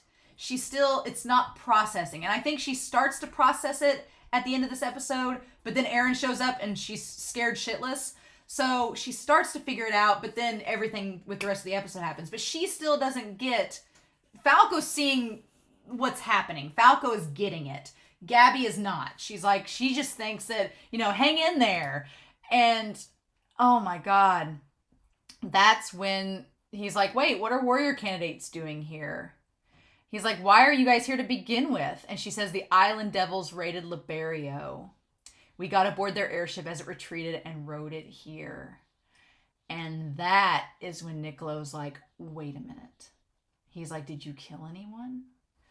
And God, the animation, the choreography, everything with this scene is absolutely perfect. Like, it's so perfect. And like a female soldier. And he's just heartbroken. He's like, there she is. This is the kid. This is the warrior candidate that killed the woman I loved and took her from me. And Falco, his eyes like getting wide. He's like, oh no. Like, Falco picks it up instantly. And then this is the heartbreaking moment. She's like, yeah, I did it. I'm watching Arcane at the same time as this, and there's a scene in Arcane where there's a character, and the character's like, look what I did. I did the thing. Wasn't it great? And it's actually the worst thing that could have happened. That's this moment. Gabby is this character from Arcane that's just like, I did the thing. And it's like, that you shouldn't have said that. And then Falco's like, oh no. She's like, I've only killed a few, but our real revenge has yet to begun. And it makes sense why Gabby does this. Because Gabby, it goes back to the dinner scene in episode 2 where she was talking about, like, people commented in YouTube, they were like, isn't it kind of disturbing how Gabby's talking about committing war crimes? And everybody's like, good job, look at you, pat her on the head, like, look at you, a balloon. Like, she's treating it like it's such a great thing that she did, because that's what she's been conditioned to think. And so in this moment, totally in character, she thinks that he's going to be like, good job, girl, you did it. And Falco's like, no, this is not the person you say that to. And Falco tries to stop her. She says, our real revenge has yet to begun, and we won't let those spineless devils get away with it. And Falco's like, stop it. And she's like, why? And he says, it was you. And he grabs the bottle. He's like, it was you who killed her. And that's when he swings it at her. He's like, you're the one who killed Sasha. And of course, God, Falco jumps in to save her. So yeah, Falco Falco saves Gabby from the bottle. And then, God, that I paused it right on that smash against his head. Oh my God, that smash against his head. And just knocked her back, and then Falco goes down. God, and he broke the bottle. It's hard to break a wine bottle, but to break it over that kid's head, he's at least got a concussion. And then she's like, Falco. And that's when he realizes, shit, he's like the wine. He's like the wine. And he noticed that it goes into his mouth. And he tries to get her away. And he just punches her. Just knocks her light out. And then that's when he brings her in. And they're like, what the hell? And Niccolo, he's like, what'd you do to Ben and Mia? She's the one who killed Sasha. She took your daughter's life. And this whole confrontation was so tense. And everybody's reactions, like this episode, God, it's maybe my favorite episode because it's just, he's like, though she's just a kid, she's a trained Marleyan soldier. And she got aboard the airship leaving Marley and shot your daughter. She shot Sasha. And then that's when Gabby's putting two and two together, that the daughter that was shot was their daughter. And she looks up at them and sees like, oh shit, it was. And then Niccolo's like, Mr. Braus, here. He said, if you can't kill her, I will. Is that all right? And you can tell, and in that moment, I'm like, Sasha's dad's not going to kill her. I was like, Sasha's dad's not going to kill her. I knew in that moment, I'm like, he's not. But I'm like, is he going to take the knife to keep Niccolo from doing it? Or is he going to try to talk Niccolo down? What's going to happen? Right? I was like, what is going to happen in this moment? Because I figured it was going to go one or two ways. Either Sasha's dad was going to take the knife and try to talk him down, or try to talk him down in the moment. And I just didn't know. And in that moment, of all things to happen, and Niccolo's like, he's like, I don't want to do this because like this girl killed the woman that we both loved. They wanted revenge in that moment. He wanted revenge, right? And the cycle of violence. He's like, she killed someone we care about. They need to be punished for it. And at that moment, this whole episode was just character after character just popping in unexpectedly, because you had the whole group popping in to get on Niccolo, and then you have Armin just jumping in being like, what's going on? Like Armin's like, what's happening? Like, like, come here guys, like check this shit out. And that's when they see it's the kid who shot Sasha. And they're like, what's going on, Niccolo? I heard she's on the run. And then he's like, what do you think you're doing? Hey, and I want to note that. That's really important. I want to note that because Jean was like, what are you doing? Jean didn't want to kill the kids right away. He's like, oh, we'll just take them back into custody. Jean, our king, the polar opposite of FLOCH. Holy cow. And also, let it be known that Niccolo has some great upper arm strength to be carrying Falco this entire time in one arm. He's like, don't move, get back. I'm avenging Sasha, stay put. And Jean's like, well, shit. And Gabby, and this is when Gabby, of all times, Gabby's like, not Falco. He hasn't done anything wrong. And he says, what is this brat to you? He took the hit for you. And it's like, Gabby, it's such a thing, right? Gabby cares for Falco and wants to save him. It's these characters in this room all care for one another, and no one wants to hurt one another, but they're all so angry and upset and wanting to get something out of... They've all lost someone or have had someone hurt around them, and especially Niccolo and Gabby, and they both want to protect the people they care about, but for Niccolo, the person he wanted to protect is gone, and it's Gabby's fault. And so he wants retribution for that, and it's just... the cycle is present in this room, and it's kind of insane how Isayama frames it all. And he's like, do you care about him? And he says, I cared about someone too. He's like, oh, you care about this kid in my arms I'm going to kill? Well, that's tough because I cared about this woman too and you didn't seem to care about it, right? He's like an Eldian, spawn of the devil, one who loved my cooking more than anyone. And he's like, she saved me from this shitty ass war. Yeah, she saved him. So that's the thing too. Niccolo, Sasha was his salvation, right? And it's kind of implying that Falco could be Gabby's salvation too. And he was like, she saved me. And what happened? She saved me and showed me that there was something beyond this war. And what happened? Y'all killed her. He's like, I'm supposed to just accept it? She taught me that I like making people happy with food. And he's about to cry. And Nicolo's like, I learned a passion in my life I didn't really realize I had. And it was because of her. And now she's gone. And her name was Sasha Braus. And she's the girl that you stole from me. And Gabby just looks like it's all crashing down. And the thing about it is, I know a lot of people hate Gabby, but I'm like, she's 12. She's a kid. And she's going through all of this, like, she's not even a teenager yet. And she's having to go through all of this realization that her entire worldview is completely shattered. And for the better that she's learning all this, right? For the better, but still, to have this put on her at this moment, it's insanity. And she's like, the people I cared about were killed too. They were shot by your Sasha Braus. She's thinking of the guards that were shot by Sasha. She's like, the people I cared about were killed too. So she feels like she's like, that's why I got revenge. She killed people first. So it's this big endless cycle, right? Gabby and Nicolo, it's this big endless cycle of Sasha killing people that Gabby killed about, Gabby killing Sasha that Nicolo cared about, so Nicolo wants to kill Falco that she cares about. It's just an endless cycle of violence. And this whole scene is just putting that out there for us, the audience, in just full color. And Sasha's parents don't say anything. They're so stunned.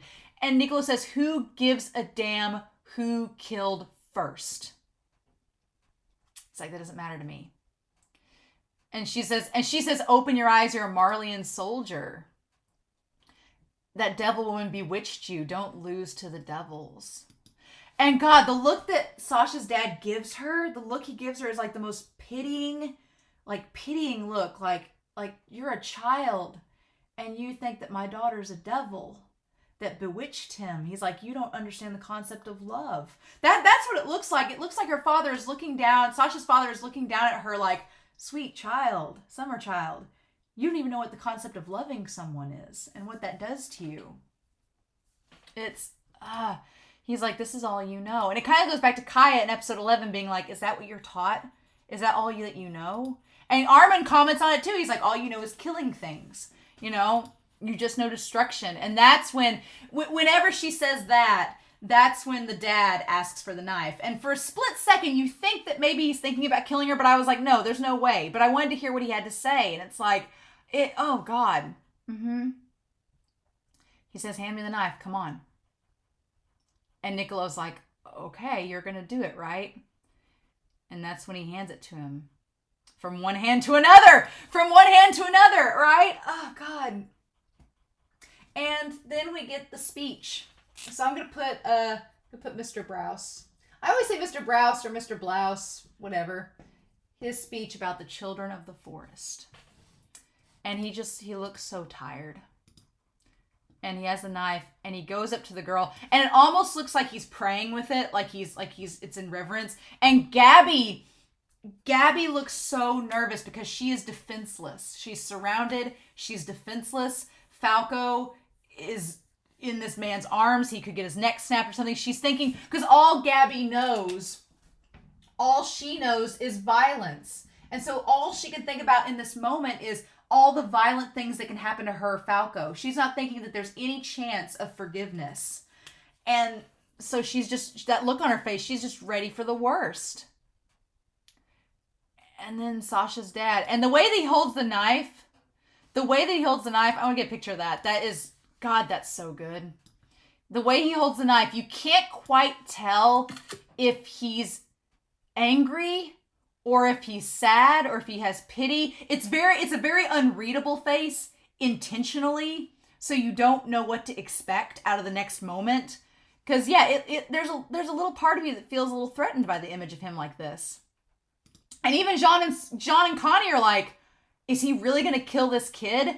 Do we say no? It's his daughter's life. I mean, do we say no to him? Do we try to stop him? Like, you can tell John and Connie don't know what to expect. And that's when Hanji steps in and says, don't do it. Hanji's like, I'm the commander of the Survey Corps, damn it. I'm going to say something. Hanji's like, nobody else is saying I will. And so Hanji's like, don't do it. And Hanji's like, please put the knife down. And that's when he's like, that's when he has the speech that Sasha was a hunter. And Hanji's like, wait, what? We're about to have a moral? We're about to learn a moral lesson? What? Even as a wee girl, she shot varmints in the forest for us to eat. So this whole speech is talking about the idea of the hunter.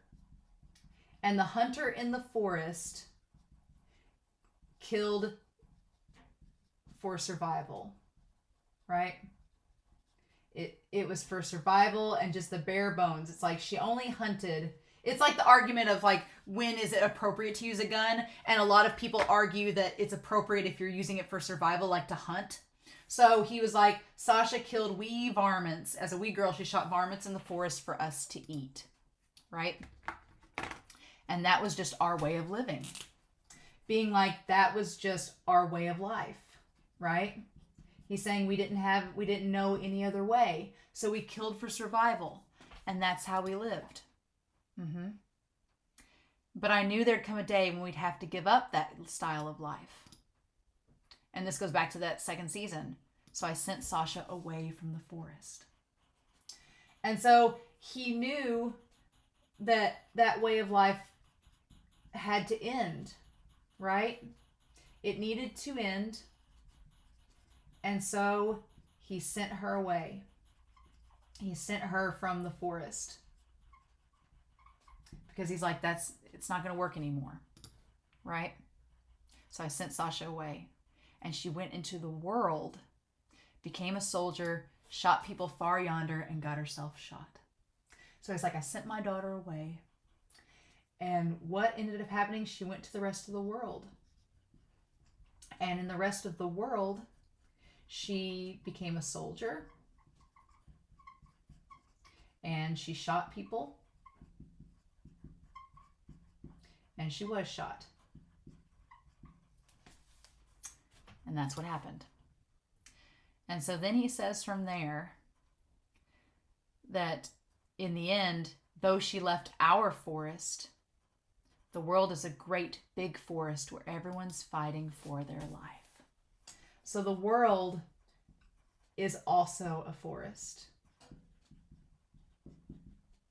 This entire speech, by the way, is a representation of this series, of this show, of where we're at. It's a big metaphor.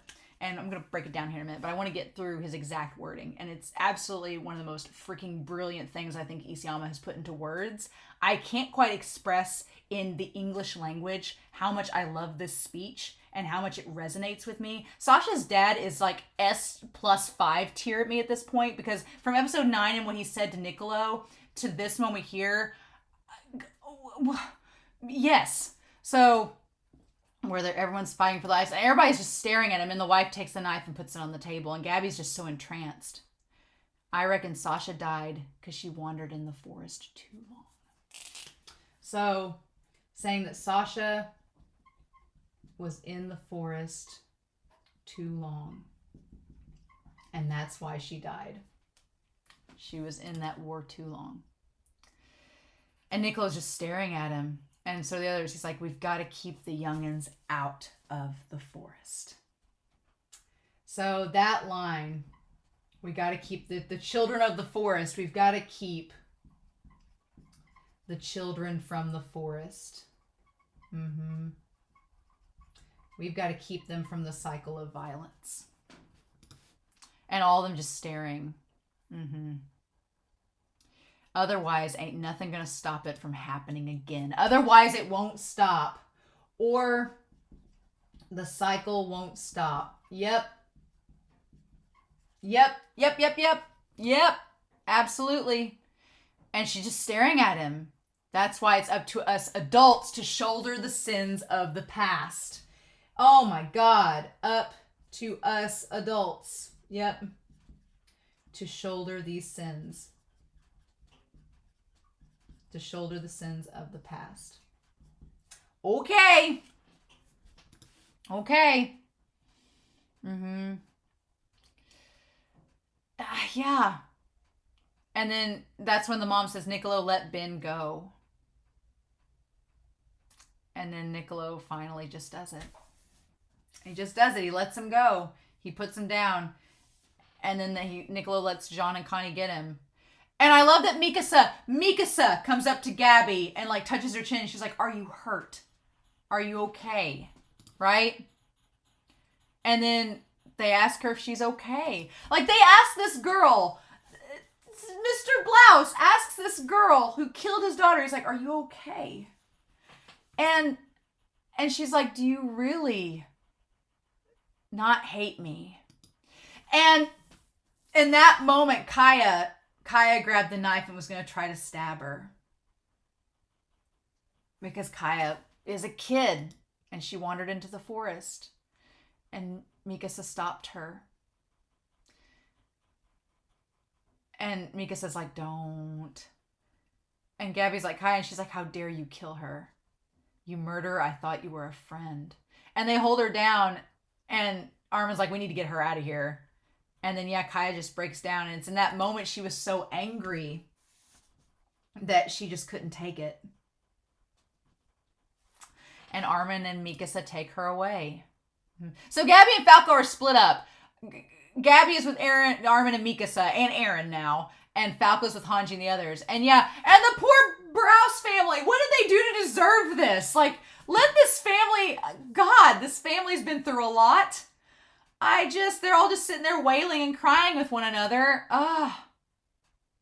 It's the most tragic thing. And poor Niccolo, he's like, now the food's gone cold. Like, this whole dinner party's been ruined. Great. He's like, Hanji, try to rinse that kid's mouth out. Oh my God, but it's probably too late. And Hanji's like, "What about the wine?" She's like, "What about the wine?" And Hanji's like, "What's in the wine? What's in the box?" And that's when he says that I think it's Zeke's spinal fluid. And some's already gotten to his mouth. God. So, information available for... I'm going to go back to this whole thing. I'm going to come back to it. I'm going to go back to it before I flip Whiteboard Kun over. But information available for public disclosure. The regional food of Marley, which consists largely of fish, shrimp, and other various shellfish. Served deep fried, steamed, marinated, and in stews with aromatic vegetables. The many styles of Marleyan cuisine are enjoyed by people worldwide. The famous red wine of Southern Marley is often used as a secret ingredient in their cuisine, but is paired with the meals as well. So the famous red wine of Southern Marley. And funny that they thought that the Brauses had a Southern Marleyan accent. Which I wonder if Niccolo was from Southern Marley too, when he met Sasha, if that was like something that connected him and Sasha together, because her accent was something he would recognize. Who knows, right? But the lobster and everything. God. And so then, then we're going to cut to Levi. So, in the forest, right? The children of the forest. So, this entire speech that he just gave is a giant metaphor for what's going down right now. He's saying that it's kind of like, you can look at it a lot of different ways. You can look at it from the way of saying that Sasha was a hunter of the forest that killed for survival, and then that way of life needed to end, so she went to a different forest, but that forest turned out to be the exact same as before, and it caused her to become a soldier, shoot people, and then died herself. And so you could look at that first part of the speech and say, okay, well, that's a representation of how this show has gone. The characters of parody were hunters, right? They were hunters in the forest, and they killed for survival. And they killed the Titans to survive, right? But then they realized through the course of 3 seasons that wasn't necessary. They're like, why are we killing these Titans? Historians like, kill the Titans. Who has time for that bullshit? There's the world beyond. And so then they left parody. God, the name Jaeger means hunter. The name Jaeger means hunter. Dear God. Okay. Jaeger means hunter. So y'all have said that in the past. You're like, Jaeger means hunter. Just, casually going to point that out there. Jaeger means hunter. So yeah, it's like Eren. Eren was a child of the forest. Shiganshina happened, and he had to kill to survive. He had to kill Titans to survive. But then he realized that there was something beyond that. And so he left Parody, the one forest, went to Marley, the other forest, and realized that it was the same. realized it was exactly the same. He became a soldier. He killed people. Now Eren's not dead yet, right? He's not dead, but he's had to kill people. The forest, and Mr. Braus is saying that Sasha was in the forest too long. She died because she was there too long, and she couldn't leave. She wandered too far into the forest and couldn't get out. He's like, this whole cycle of violence, if you don't get out of the forest, you're going to get caught up in it and you're never going to be able to leave. That's the cycle of violence. If you keep the cycle of violence up, then you're never going to leave out of it. And he's like, we need to keep the children away. We need to keep the future generation out of the forest. Like, don't even let them be in the forest. Don't leave it. Don't make it a circumstance where there even is a forest, right? And then we have to shoulder the sins of the past. So that does tie to Eren and Zeke quite a bit, actually, right? Because if you think of Eren and Zeke as Jaegers, they are hunters. They're killing for survival, right? So in their minds, they're probably thinking, and I'm inserting my own opinion into what happened. We still have 3 episodes to go after this, and this episode had so much happen in it that there could be a lot of stuff happen between now and the end of the season that will change what I'm about to say. But it could be that Eren and Zeke are like, we're going to have to kill and destroy the forest. We're going to have to destroy the forest. We're going to have to burn it up. That's what the rumbling is, right? The rumbling is going to burn the forest down. We're going to kill the forest. This is our generation. This is us as adults shouldering the sins of the past. So they're like, we are shouldering these sins. The sins of our father, Grisha's sins. Of our fathers, of our parents. We're shouldering these sins of the past. And that would tie to Zeke, because Zeke supposedly hates his father. But we don't know enough about Zeke, right? But it would make sense if Zeke and Eren were both like, our father committed these horrible sins. Our predecessors, the former founding titan, like all these predecessors before us have committed all these sins. And so it's time for us to shoulder them so that the children of the future generation don't end up like we do. Don't end up as us. The irony in all this is that and that could very well be their plan. They're like, we're going to burn the forest down so that the kids don't get lost in the forest. So that the violence, we'll just burn the wheel, and then there won't be a wheel. And then, but there's so many things complicating that, because again, like I've said in previous reactions, like Erwin said, as long as humanity exists, there's going to be conflict. And so I feel like I can see why Eren and Zeke would want to burn the forest down based on this speech. I can see why they would want to do it.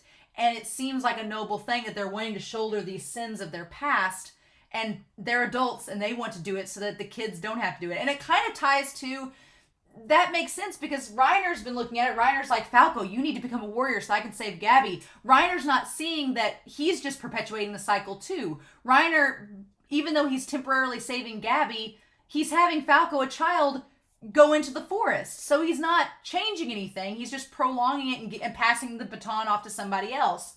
So I see where Eren and Zeke are coming from, kind of. I do. Based on the speech, they're hunters. Eren's whole thing is that he has to survive, and in order to survive, you have to win. In order to win, you have to fight. It ties back to what him and Mikasa have said. So I get this. I do. The things that complicate it, are that it does involve sacrifice. And it's like, okay, well, who do you sacrifice?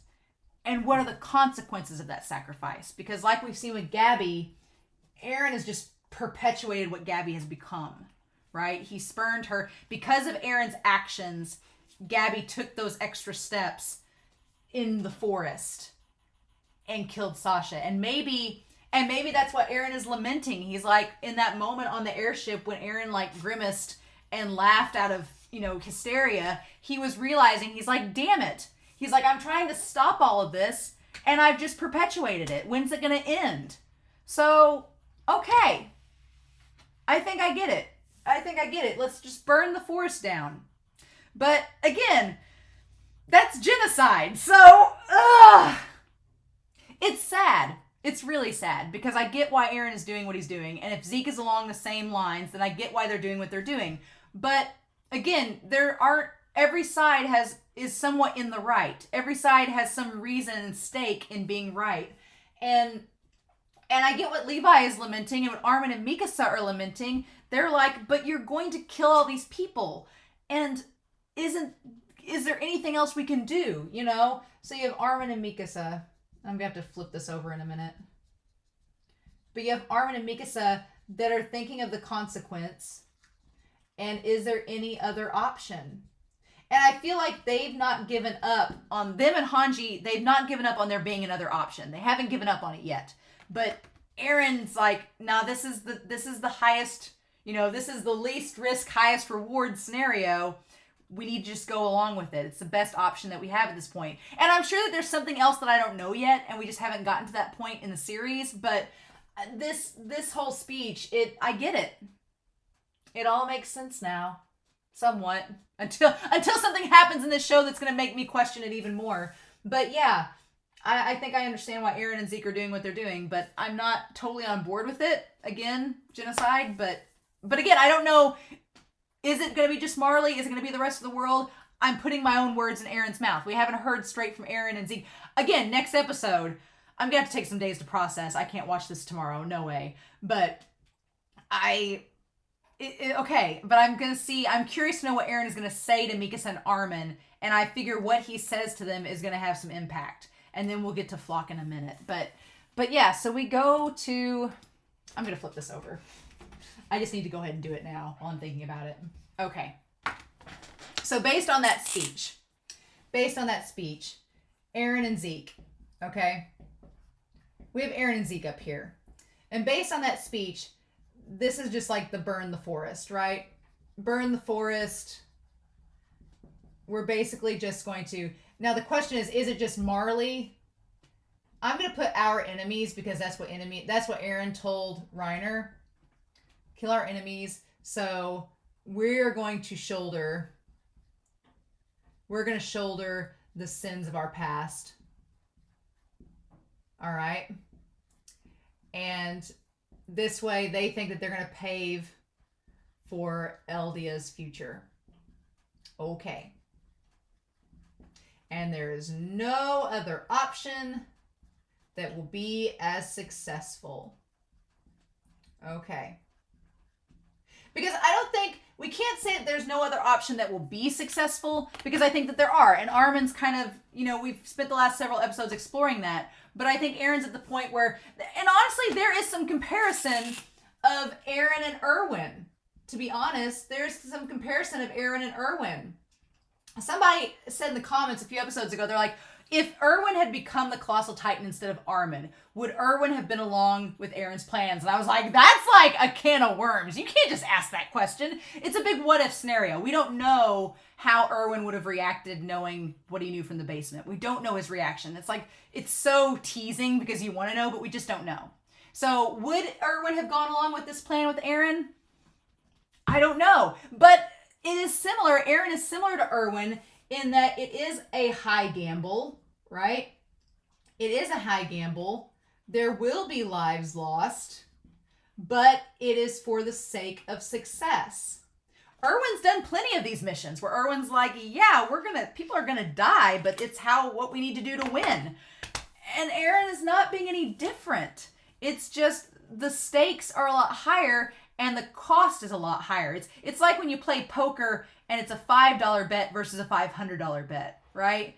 If it's $5, you can afford to lose a little bit, right? But when it's a big bet, it's like you're going all in. So it's, yep. But okay, so then we go back to Levi. And this whole time Zeke's reading out of this book. We don't know what this book is. It has a very funky pattern. It's got 4 things that are interchanged. I'm curious to know what Zeke is reading, if he'll ever tell us. He's in the middle of his book. But he finds out that Zachary was killed. And it looks like they have tea or coffee. I don't know. It'd be funny if Levi got addicted to caffeine. And that's what he's drinking. But the Jaegerists effectively control everything in the walls. Okay. So I'm going to put the Jaegerists. We're going to use red for FLOCH down here. I'm going to do FLOCH and the Jaegerists. Okay. Here. We're going to put them here. All right. And so apparently they killed Zachary and are now seemingly controlling inside the walls. Okay. All right. That's basically it. We think it's all part of the plan Zeke is putting together using Yelena and Eren. And so, yeah, then we'll go back to Yelena. We're going to bring her up over here. That Yelena is in on this too. Mm-hmm. And so, Levi's like, and soon the Jaegerists may bring Eren to see Zeke like they've been demanding. Okay. And Pixis, is he letting this happen? And so they're like, as you know, the commander can be quite stubborn. And it's like, yeah, Pixis. And then Levi's like, he's going to make sure Eren gets eaten by our own hands. Okay, so that is... Okay, that is the by our own hands, Eren's going to get eaten. So Levi is basically confirming what FLOCH was suggesting as well, and that Hanji and them just didn't know for sure. Pixis, okay. I'm going to put Levi over here. So Levi thinks that Eren is being set up to be eaten. All right. And FLOCH thinks the exact same thing. That Pixis is no different than the others. That Pixis is planning for Eren to be eaten too. Okay. And I love Pixis, but I can't say that I could see him doing otherwise, because Pixis is like, what's our best chance of winning if they won't? But here's the thing, they won't negotiate with them. That's another thing too. They said no negotiation. Mm-hmm. And again, I get why they said no negotiation, because they're like, well, why would we negotiate with somebody that's going to try to kill us anyway? And it's like, ugh. But Hanji was that was like Hanji's, betting piece. Hanji's like, oh, well, we can negotiate. And FLOCH's like, they're not going to negotiate with us. They didn't want to come sit at the table. And Hanji's like, damn it. I thought we had a plan. And apparently Hanji's getting left out of the plan by our own hands. And they said, that's right. And this scene with Levi in the trees, and in the background is everything that's happened in the past reflected in like all these beautiful lights. It's like the Aurora Borealis, right? And it's just reflected there in the trees. I've saved Eren over and over, each time more comrades dying. And he sees Erwin and all the scenes from season 3. Mm-hmm. And all of that, all because I believed he was the hope of humanity. So Levi saying that he believed Eren was the hope of humanity. And I hate seeing Levi doubtful. I hate seeing it. It's very sad. I don't like seeing him doubtful. And look, this is where my beliefs got me. And Levi holding his head in his hands, he's like, this is where my beliefs led me. And seeing all of his friends dying, it's like some awful joke. What the hell was the hope that we saw? And I hate that he's like, what was the hope? He's like, what was it? Was it a joke? Was it an awful joke? Because yeah, Levi's like, I had faith that Eren was going to save all of us. And now it looks like he's just going to lead us into this war, and that may not be the case. What is the hope? And I hate seeing Levi like this. I do. It's awful. I straight up not having a good time, bro. But yeah, him looking at all this, he's like, all that struggle for a farce like this. So he's like, we did all this struggling, and was it for nothing? He's like, are we all just going to end up dying anyway? He's like, did I save Eren's life over and over again, and it's going to end up killing me? Like, what was the point? Yeah. And he's like, it's such bullshit, it's not even funny. And those other guys are like, are you okay, Levi? Such bullshit, and it's not even funny. There's another shithead we should have eaten. Oh, so is he thinking like there's somebody else we should have taken? He's like, we should have taken care of Zeke, right? There's another shithead we should have eaten. I'm trying to think if he's talking about Eren in that moment, and y'all can comment down below if he's talking about Eren or if he's talking about somebody else and we just don't know who he's talking about yet. And they're like, what? Interesting. So is he talking about Zeke or is he talking about Eren? Like, what? There's another shithead we should have eaten. So who is he talking about? That's the only part of that conversation that I'm like, is he talking about we should have killed Eren before? Or is he talking about we should kill Zeke now? Or what is he saying? And then Jean, we cut back to them and Jean's like, what do you mean Zeke's spinal fluid's in the wine? That's not safe. That's against health code violations. How'd the FDA approve that? And he's like, I don't have proof, but all points through the coordinate converge, right? All paths converge, right? They packed the first scout fleet to the brim with it. Like, why would they pack all of the scout fleet with all this wine? So all the scouts, the first scout fleet with the brim with it. So the ones, oh my God, we don't know who all's drank this. We don't know. More than any scouting mission needed. And they're just trying to wash it out. Oh, honey. And she's like, again, around the time I secured my job here as a chef. Okay. I was told to serve it to high-ranking officers. Okay, so Niccolo didn't start out so Niccolo joined while this was all going on. So Niccolo, he was told to serve it. Okay. To serve it to high-ranking officers. Okay, so that leaves a big question. How long has this been going on? Has this been going on for the last 10 months? Since Eren left? How long has this been going on? And Yelena told them.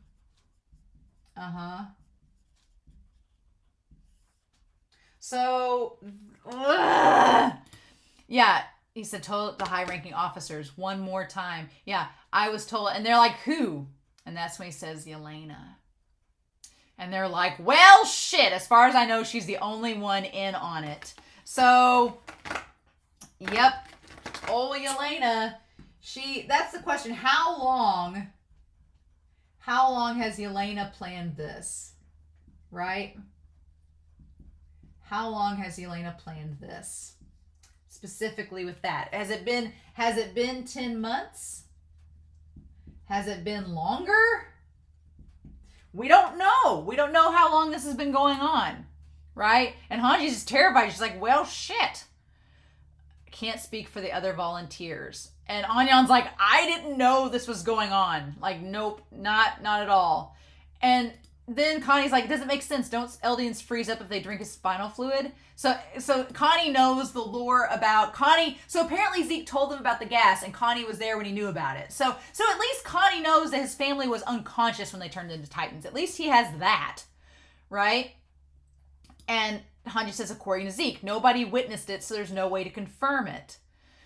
And so then, but the effectiveness of his little lie has been enormous.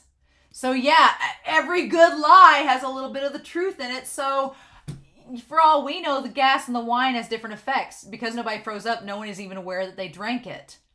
Yeah, and the effect of a liquid versus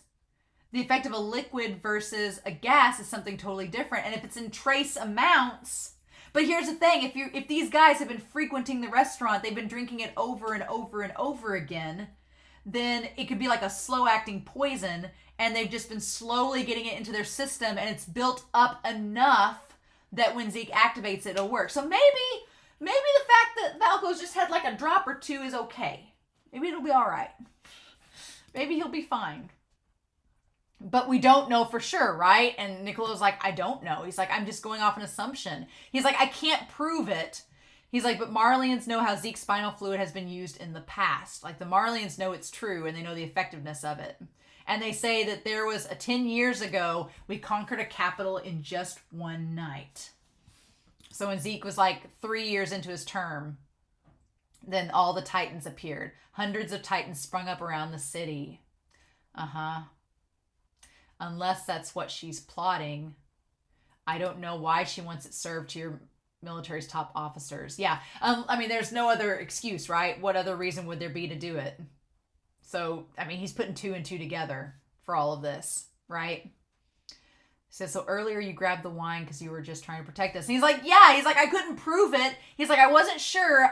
And then he says, who knows? I don't know what I'm doing. So Nicolo's saying, so when John's like, did you do that in the past to save us? And he's like, who knows? He's like, I don't know what I'm doing. Again, I think that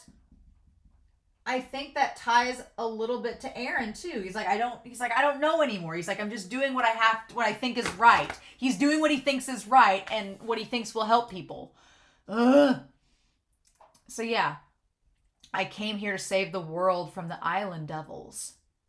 Now that I've opened my mouth, I'm sure my days are numbered. He's like, I came here to do one thing. He's like, but Mr. Braus, I don't think I can be like you. But if this can serve as atonement.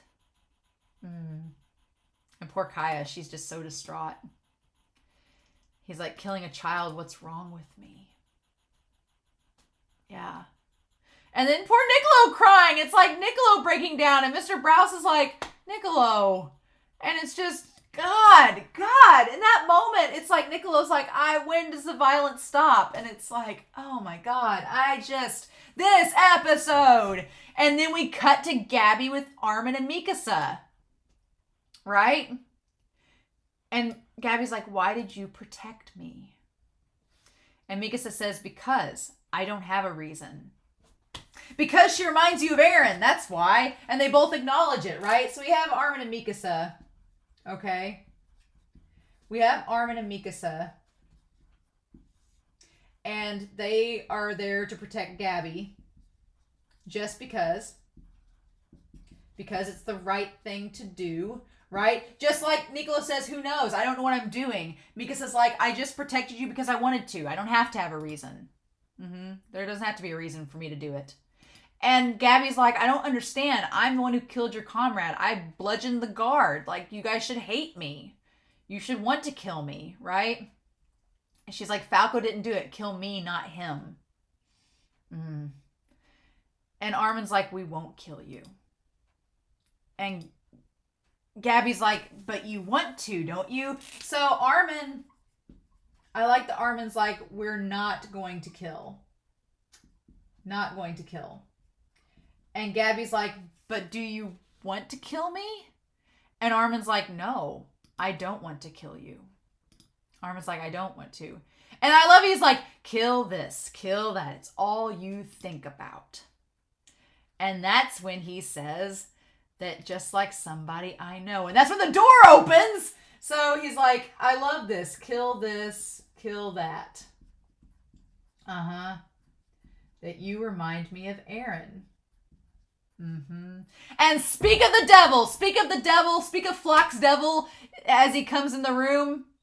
And he just walks right in. They're just like, it just walks in like it's no big deal. Like, hey guys, what's up? Got myself a shirt. Got a new shirt. Found one on the way here. And they're just like, and then he holds up the hand. And he's like, hey. And I want to take a picture of that too. Take a picture of that too. Just him showing that up. Yeah. And I wondered if Eren heard that. Just like somebody I know. And then, yeah. I want to get a picture of that. Yeah, Eren.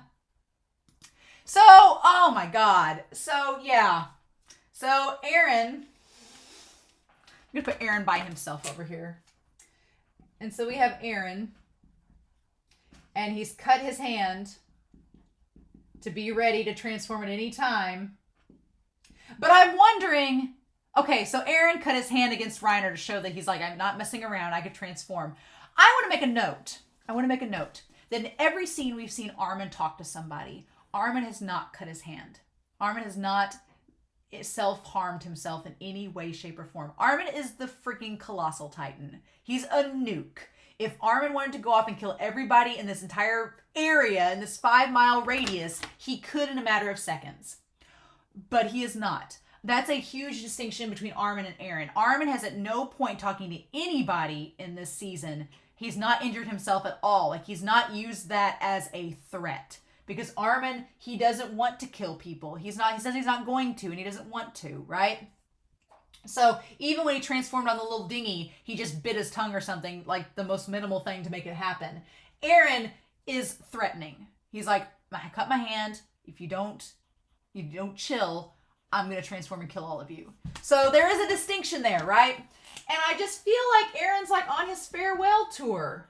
And I hate it. I don't like this. I feel sad for Eren. I don't like it because it felt like he was saying bye to Reiner. He was like, hey, Reiner, hey, man, we're kind of the same person. And I'm sorry that I got mad at you back then. But, I realized that you had your own reasons for attacking me. And it's cool. I forgive you. I'm going to kill you now. Bye. And I feel like that's what he's doing with Armin and Mikasa now. I feel like he's meeting with them to be like, hey, guys, you're my best friends. I love you. But I've got to go through with this plan. And if you don't like it, I'm sorry. But people are probably going to die. So bye. And I hate it. So I really want to know what he's going to say to them, though. I really want to know. I don't think it's going to end well. We're at the final act of the season. I don't think it's going to end well at all. But I also wonder, too, if not only is he cutting his hand as a threat, but he was about to transform for the attack during the declaration of war. But I feel like if this whole thing about this episode is, in the background of this episode, what's been going on is that we have been very conveniently forgetting that we saw Peak at the beginning of this episode. And that's like the biggest reminder that, oh, hey, Peak and Reiner and Porco are here. And Colt are here, right? They're all here still. So we should probably keep that in the back of our heads. So I'm curious to know if Eren has cut his hand because he expects that they're here and that they're going to try to launch an attack. Or because here's the thing, you have Eren, Armin, Mikasa, Gabby, and Falco. You have the Founding Titan and the two warrior candidates. The whole reason that Porco and Reiner and Peak and them are there, you have them all conveniently gathered in this one location. It would make total sense. And Peak knows she's probably onto Jean and them. She probably recognizes them. So she's like, let's follow them. So there is a very good chance that Peak and co have followed our gang to this restaurant and are probably going to attack. So it may be one of the situations where Eren has cut his hand because he's like going to say his farewells to Armin and Mikasa, be like, I got to go do this, guys. I'm sorry. I love you all. It's because I care about you that I have to go through with this. I wish there was another way. And he's probably cut his hand because he's like, oh, by the way, the warriors are here and they're going to attack us. And Niccolo just heard the same thing. So Niccolo knows from Gabby, it's all setting up for next episode. It's about to blow up. It's about to blow up, essentially. Because Niccolo's probably going to be like, hey, that girl said that Marlians were on their way here to attack. And so then Eren's probably going to be like, yeah, they're probably here, so I'm going to just be ready in case something happens. And I foresee Peak and them showing up to attack and Eren being like, okay, got to go fight them. Bye. But anyway, I didn't notice this until I rewatched it, but yeah, poor Hanji and Jean are trying to like wash Falco, like try to wash and bathe him, get it all out of his system. God, I don't want Falco to turn into a Titan. I don't. And then that's when they're like, what's going on? We're trying to bathe this kid. And then Burger King shows up in all of his red-haired ketchup glory.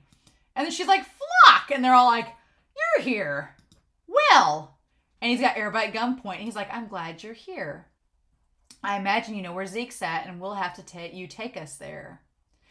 And then Hanji's like, we have no intention of fighting you. And he goes, yeah, we rejected your proposal. We're not going to negotiate. And at that point, I was like, I think I cursed. I was like, son of a bitch. No! He's like, we rejected your proposal. So yeah, FLOCH's like, no negotiations. You're just going to take us to Zeke. Sorry.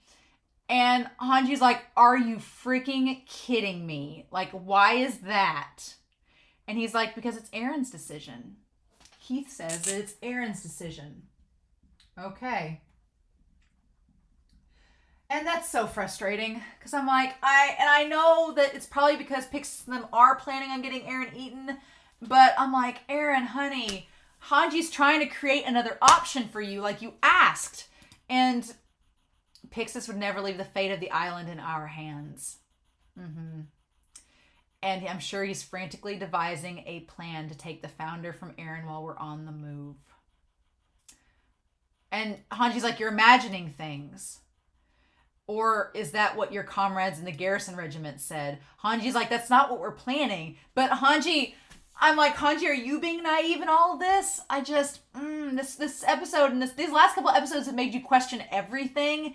And it's so, God, it's frustrating is the only word I can think of. And Flock says, does it look like I'm one of your lackeys that'll answer to you? God, Flock. I hate him. I know that back in season 3, he was an audience surrogate, but I'm like, he is so arrogant. He's like, do you think I'm one of your lackeys? And Hanji's like, I'm trying. And he says, I suggest you get to moving before I prove to you that I'm not. And Hanji's like, are you freaking kidding? And Jean's like, shit, how'd they know that we were here? John's like, how'd you all know we were here? And then Grease, he's like, did Yelena put you up to this? And of course, Niccolo wants to find, and he says, you're too obsessed with the Eldians, and I knew this day would eventually come. So that line is interesting. You're too obsessed with Eldians. So, again, Niccolo being obsessed with the Eldians, but that's so curious because Grease suggests that Niccolo is a traitor, that he's on Eldia's side. But I'm so curious now because if Grease is not on Eldia's side, then why is Flock getting him to, how is him helping Flock not helping Eldia? Because here's the thing, Eren and Flock and all of them, this Jaegerist mentality is that we're destroying Marley for the sake of Eldia. It sounds like Niccolo and them are trying to help Eldia, right? That's what is so bizarro about all this, is that Hanji's like, we're trying to help Eldia too. Why can't we work together on this? Why are y'all being so extreme? And Eren's answer is that extremism is the only thing he can see as being successful right now. And I'm like, it's exhausting. It's exhausting, this whole thing. Yeah. And I was right not to tell you how to reach them. Okay. And then Hanji's like, Flock, listen. We don't have time to be fighting amongst ourselves. Hanji's like, we don't have time. Wine with Zeke's spinal fluid was spread throughout the military. And that's when Flock is like, and she's like, Zeke fooled us all with this plan of his. And Flock's like, we're on board with the plan. What are you talking about? Yeah, Jaegerists are with the plan. He's like, so what? It'll just make the big idiot MPs into bigger idiots. That line. He's like, well, the idiots that convinced me to start down this path, they're just going to become bigger idiots. Oh my God. So yeah. So Hanji's been thinking this whole time. Hanji's whole thought was, here's the thing. Hanji was like, oh, it's Zeke versus us versus Eren. No. No, that's not what it's been. Eren has not been manipulated by Zeke. Eren is with Zeke. No, it is, and the Jaegerists, right? She thinks that Zeke's trying to get them all split up and have this civil war, like we talked about in the last episode, right? But this episode makes it pretty clear that it's like, no, Eren, Zeke, and the Jaegerists, they're all together.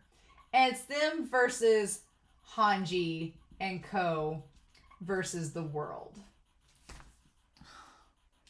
No, I don't like it. And God, this whole thing with Flock, you know the phrase villains that you love to hate, characters that you love to hate. Flock just elevated himself to that status, right? He says, "Can we go?" And Hanji's like, "Wait a minute, I never said the MPs drank it." And she's like, "No way, you guys knew about the wine?" And this line, this look, where he's like, I can't wait to see this in the manga! I cannot wait to see this facial expression in the manga! It's straight from that look of Flock, that look where he's that shit-eating grin, where he's like, it was my idea to begin with. Like, that's what his face says! He's a demon! No! He's a snake! Oh my God, and that look, That look, and that the way that his voice actor, because he has Octagawa's voice actor from Bungo Stray Dogs, the way that his voice actor says, "Use your inside voice, please." Oh my god. Oh my god. If they make Sasha's family drink the wine, it's over. And just how pleased as punch he looks. I can't stand FLOCH. No. Because here's the deal. This is what I was wanting to say from the very beginning of this discussion. I've been building up to it. That shit-eating grin where he's like, it was all my idea. Shh. Like, no. FLOCH, here's the thing. This is the separation this is why I'm like, I feel like FLOCH is going to get played in the end of all this. I feel like FLOCH thinks he's getting something out of this whole arrangement that he's not going to get. Because here's the thing. You have Eren and Zeke are operating under this mentality of no choice, right? Zeke said at the very beginning of this episode, he's like, that thing that happened to Connie's village, I had no choice. I had to do it because the Marleyans were there, and I couldn't, if I didn't do it then, it would screw up the plans for everything else moving forward from here. So I had to do it. They were it was a necessary evil, right? They say that they have no choice, that it's a plan to save everyone and to give them hope, but in doing so, it's going to require sacrifices. So from Eren and Zeke's perspective, looking at this, they're not happy that they're doing this, but they feel like they need to. They feel like it's the means justify the end, basically. FLOCH is having the time of his life over here. For FLOCH, this is revenge. This whole thing is revenge, and it is a choice. Right? And it is just violence for victory. Right? That's the distinct separation. Eren seems depressed at this point, and Eren has seemed depressed and sad at this point that he has to do this. Historia, getting pregnant, has been sad and depressed because both of those characters feel like they have no choice. FLOCH feels like this is his time to shine. FLOCH is like, look at me, I get to parade around, I get to be Eren's right-hand man, I'll do what needs to be done, he's the devil that we need, so I'll do whatever he wants. It's our chance to get revenge on Marley for all they've done to us. And it's a choice for FLOCH, and he's reveling in it. And I feel like it's totally different from what Eren and the others are for Eren and Zeke. Oh my god, he's so pleased as punch. And Hanji's like, you little shit. I don't wish death upon any character in this series. But if Hanji's the one to take FLOCH out, I won't mourn it. I don't know. This series, ever since that moment with Gross up on the top of the wall where he killed the soldiers and turned Dinah and the others into Titans, ever since that moment, it's made me really reevaluate, like, do I really wish death upon a character? Because Isayama's like trying to say, like, that's not what you should do. That's wrong, right? You shouldn't wish death upon people. FLOCH is wishing a lot of death upon people. And I think that's what Gross was saying. I think that was the message through Gross that was like, that's not good. You shouldn't wish that. So I don't wish death upon any of these characters, but will I maybe just sit back with a glass of wine and sip it after FLOCH's demise? I don't know. Maybe FLOCH won't have demise. Maybe that's going to be the cruel irony of it all. And then, yeah, he composes himself to say, like, we're going ahead. Like, he's like, hey, bestie, we're getting out of here now. And I'm like, ah! FLOCH being besties with Eren is disgusting. And I hate it. And then Armin's like, oh, that redhead kid's here. FLOCH must have come. And so then, yeah, Eren... Yeah, in this scene, Armin and Gabby looks absolutely terrified. Gabby looks absolutely terrified because in this moment, Gabby is staring face to face with what she refers to as a monster. And Eren is looking at her. Eren's not really looking at Armin or Mikasa. He's looking at Gabby, who looks disturbed, right? It's, God. Because Gabby has all this hatred towards Eren, right? But she also looks absolutely terrified. Like, she's like, I am staring the nightmare of my nightmares in the face. The man responsible for killing Udo and Sophia. All of this staring it right in the face. Right? God. And Eren's looking pretty calm in all this. And he's like, yeah. And Mikasa looks so sad. She's like, what do we say to you? Like, what are we going to do? Gabby is like, she is shaking. She is trembling. And I love that we have, oh my God, you have 3 pairs of hands that are unblemished, face down on the table, right? Just face down on the table. And you have the shadow of Eren on the tablecloth, like the shadow looking on from them. And then you have Eren with his hands open and the one hand bleeding out onto the tablecloth, right? You have the one, and it's just, the blood is just soaking into the white, right? God, that symbolism. You have their hands are down, like they're not receptive yet, and you have Eren with his hands open. It's almost like an innocent gesture, right? It's like, it's an innocent gesture. He's like, I'm here, I'm opening up to y'all. And him in that moment saying, I wanted to talk to you guys. About what? So it's funny that we have Armin and Mikasa have been trying the last several episodes to talk to Eren, and they haven't had the opportunity, and now they do, and Gabby's there. What are we going to talk about? What? I don't know. At this point, I don't think they can talk it out. I don't think they can sway Eren from what he's about to do, but I want Eren to communicate with them. And he seems so sad. He's just like, I wanted to talk to you all to explain what's about to go down. And I don't know anymore. I'm like, I feel so sad for Eren because it seems like he doesn't feel like he has an option in all this. I feel sad for Armin and Mikasa because they want to have an option and they just can't. There's just nothing to offer at the table. I feel bad for Gabby because Gabby. I feel bad for Falco. He didn't ask for any of this. And then I feel bad for Levi because Levi doesn't know what to think anymore. He's like, I thought I was saving the hope of humanity, but he's like, I don't know if Eren's it or what that even looks like. He's like, is this a joke? What is this hope anymore? And then you have Zeke and Eren, you have FLOCH, you have Yelena and Niccolo. And we have 3 episodes left. And then somewhere is Reiner and peeking all them in this. I'm dreading next episode. I'm dreading it. I am absolutely dreading it. Because I don't know what's going to happen. God, I wanted to talk to you guys. Oh my God, y'all. Oh. What do we do? What do we do? Oh my God. Okay. I don't know, y'all. This episode completely took me by surprise, and so what at the end of the day, let's just sort some things out, shall we? Out of wipes, that's a problem.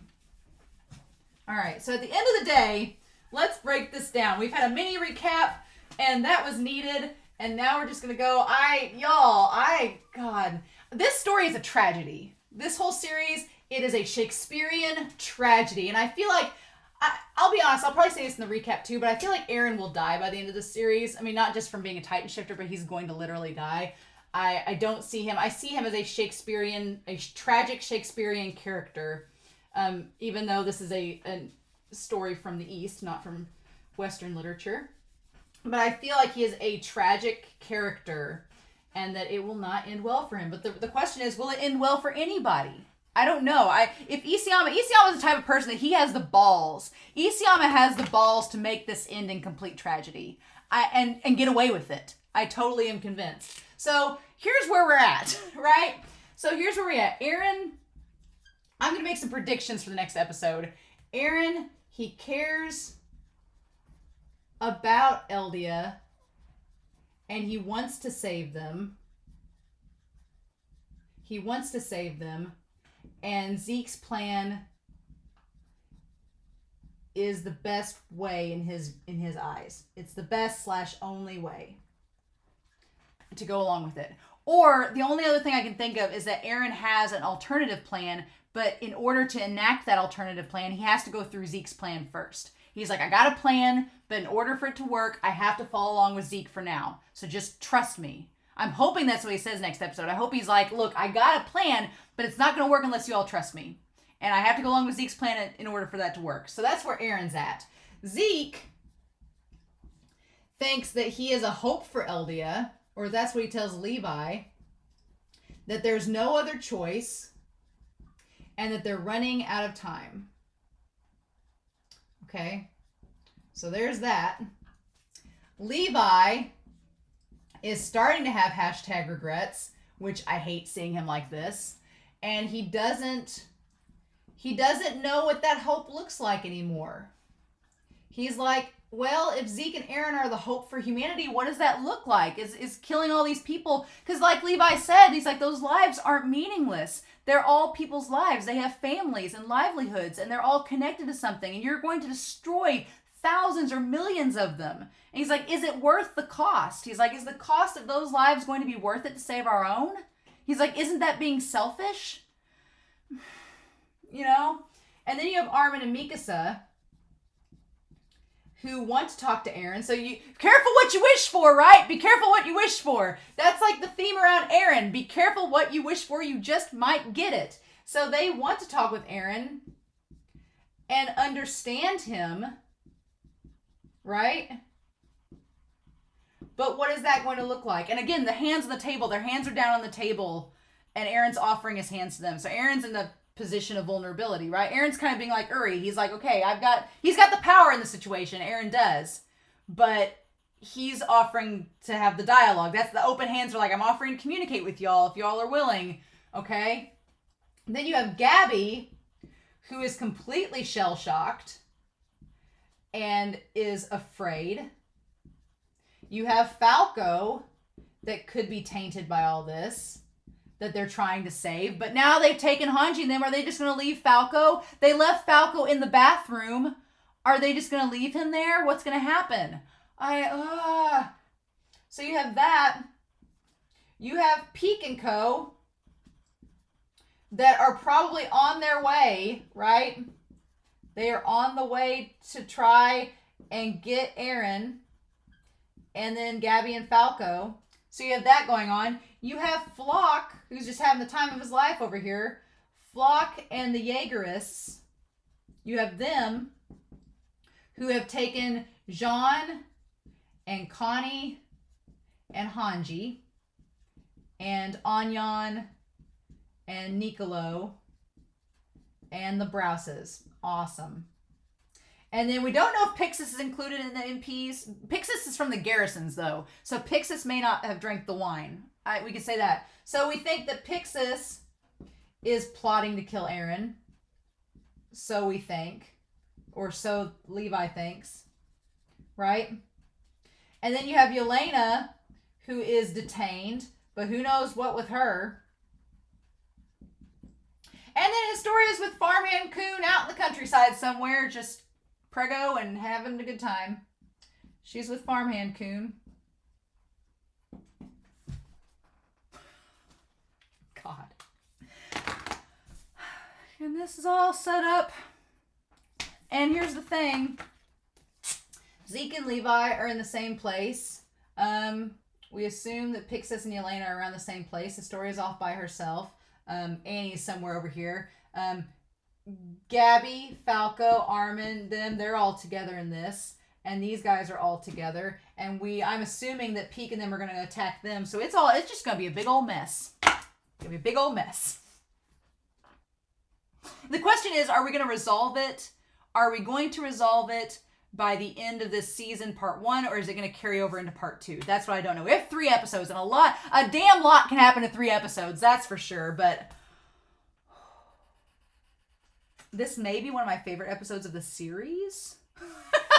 Definitely of the season, but God, I haven't been this jacked up in a while, so how long have I? Well, I've talked for like 3 hours, oh God. Like 2.5 hours at least. So yeah. This may be the second longest after, Brave Volunteers. This may be the second longest reaction. Who knows? But I'm numb. I'm shaking. I need more ice cream, but I'm going to hold off because it's late. But yeah, this episode's great. I hope y'all enjoyed it. I hope you enjoyed my senseless ramblings, my podcast. This was me. This was basically 2.5 hours of me freaking out. That's how I'm going to be the next couple days. I am definitely going to take a couple days.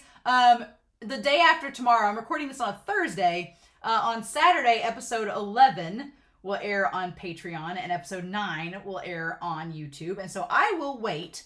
I will wait until after those 2 episodes have aired, and I get some more comments from y'all, and then we'll talk about episode 14. But in the meantime, I'm curious to know your thoughts down below. Please, no spoilers. I hope you all enjoyed this reaction.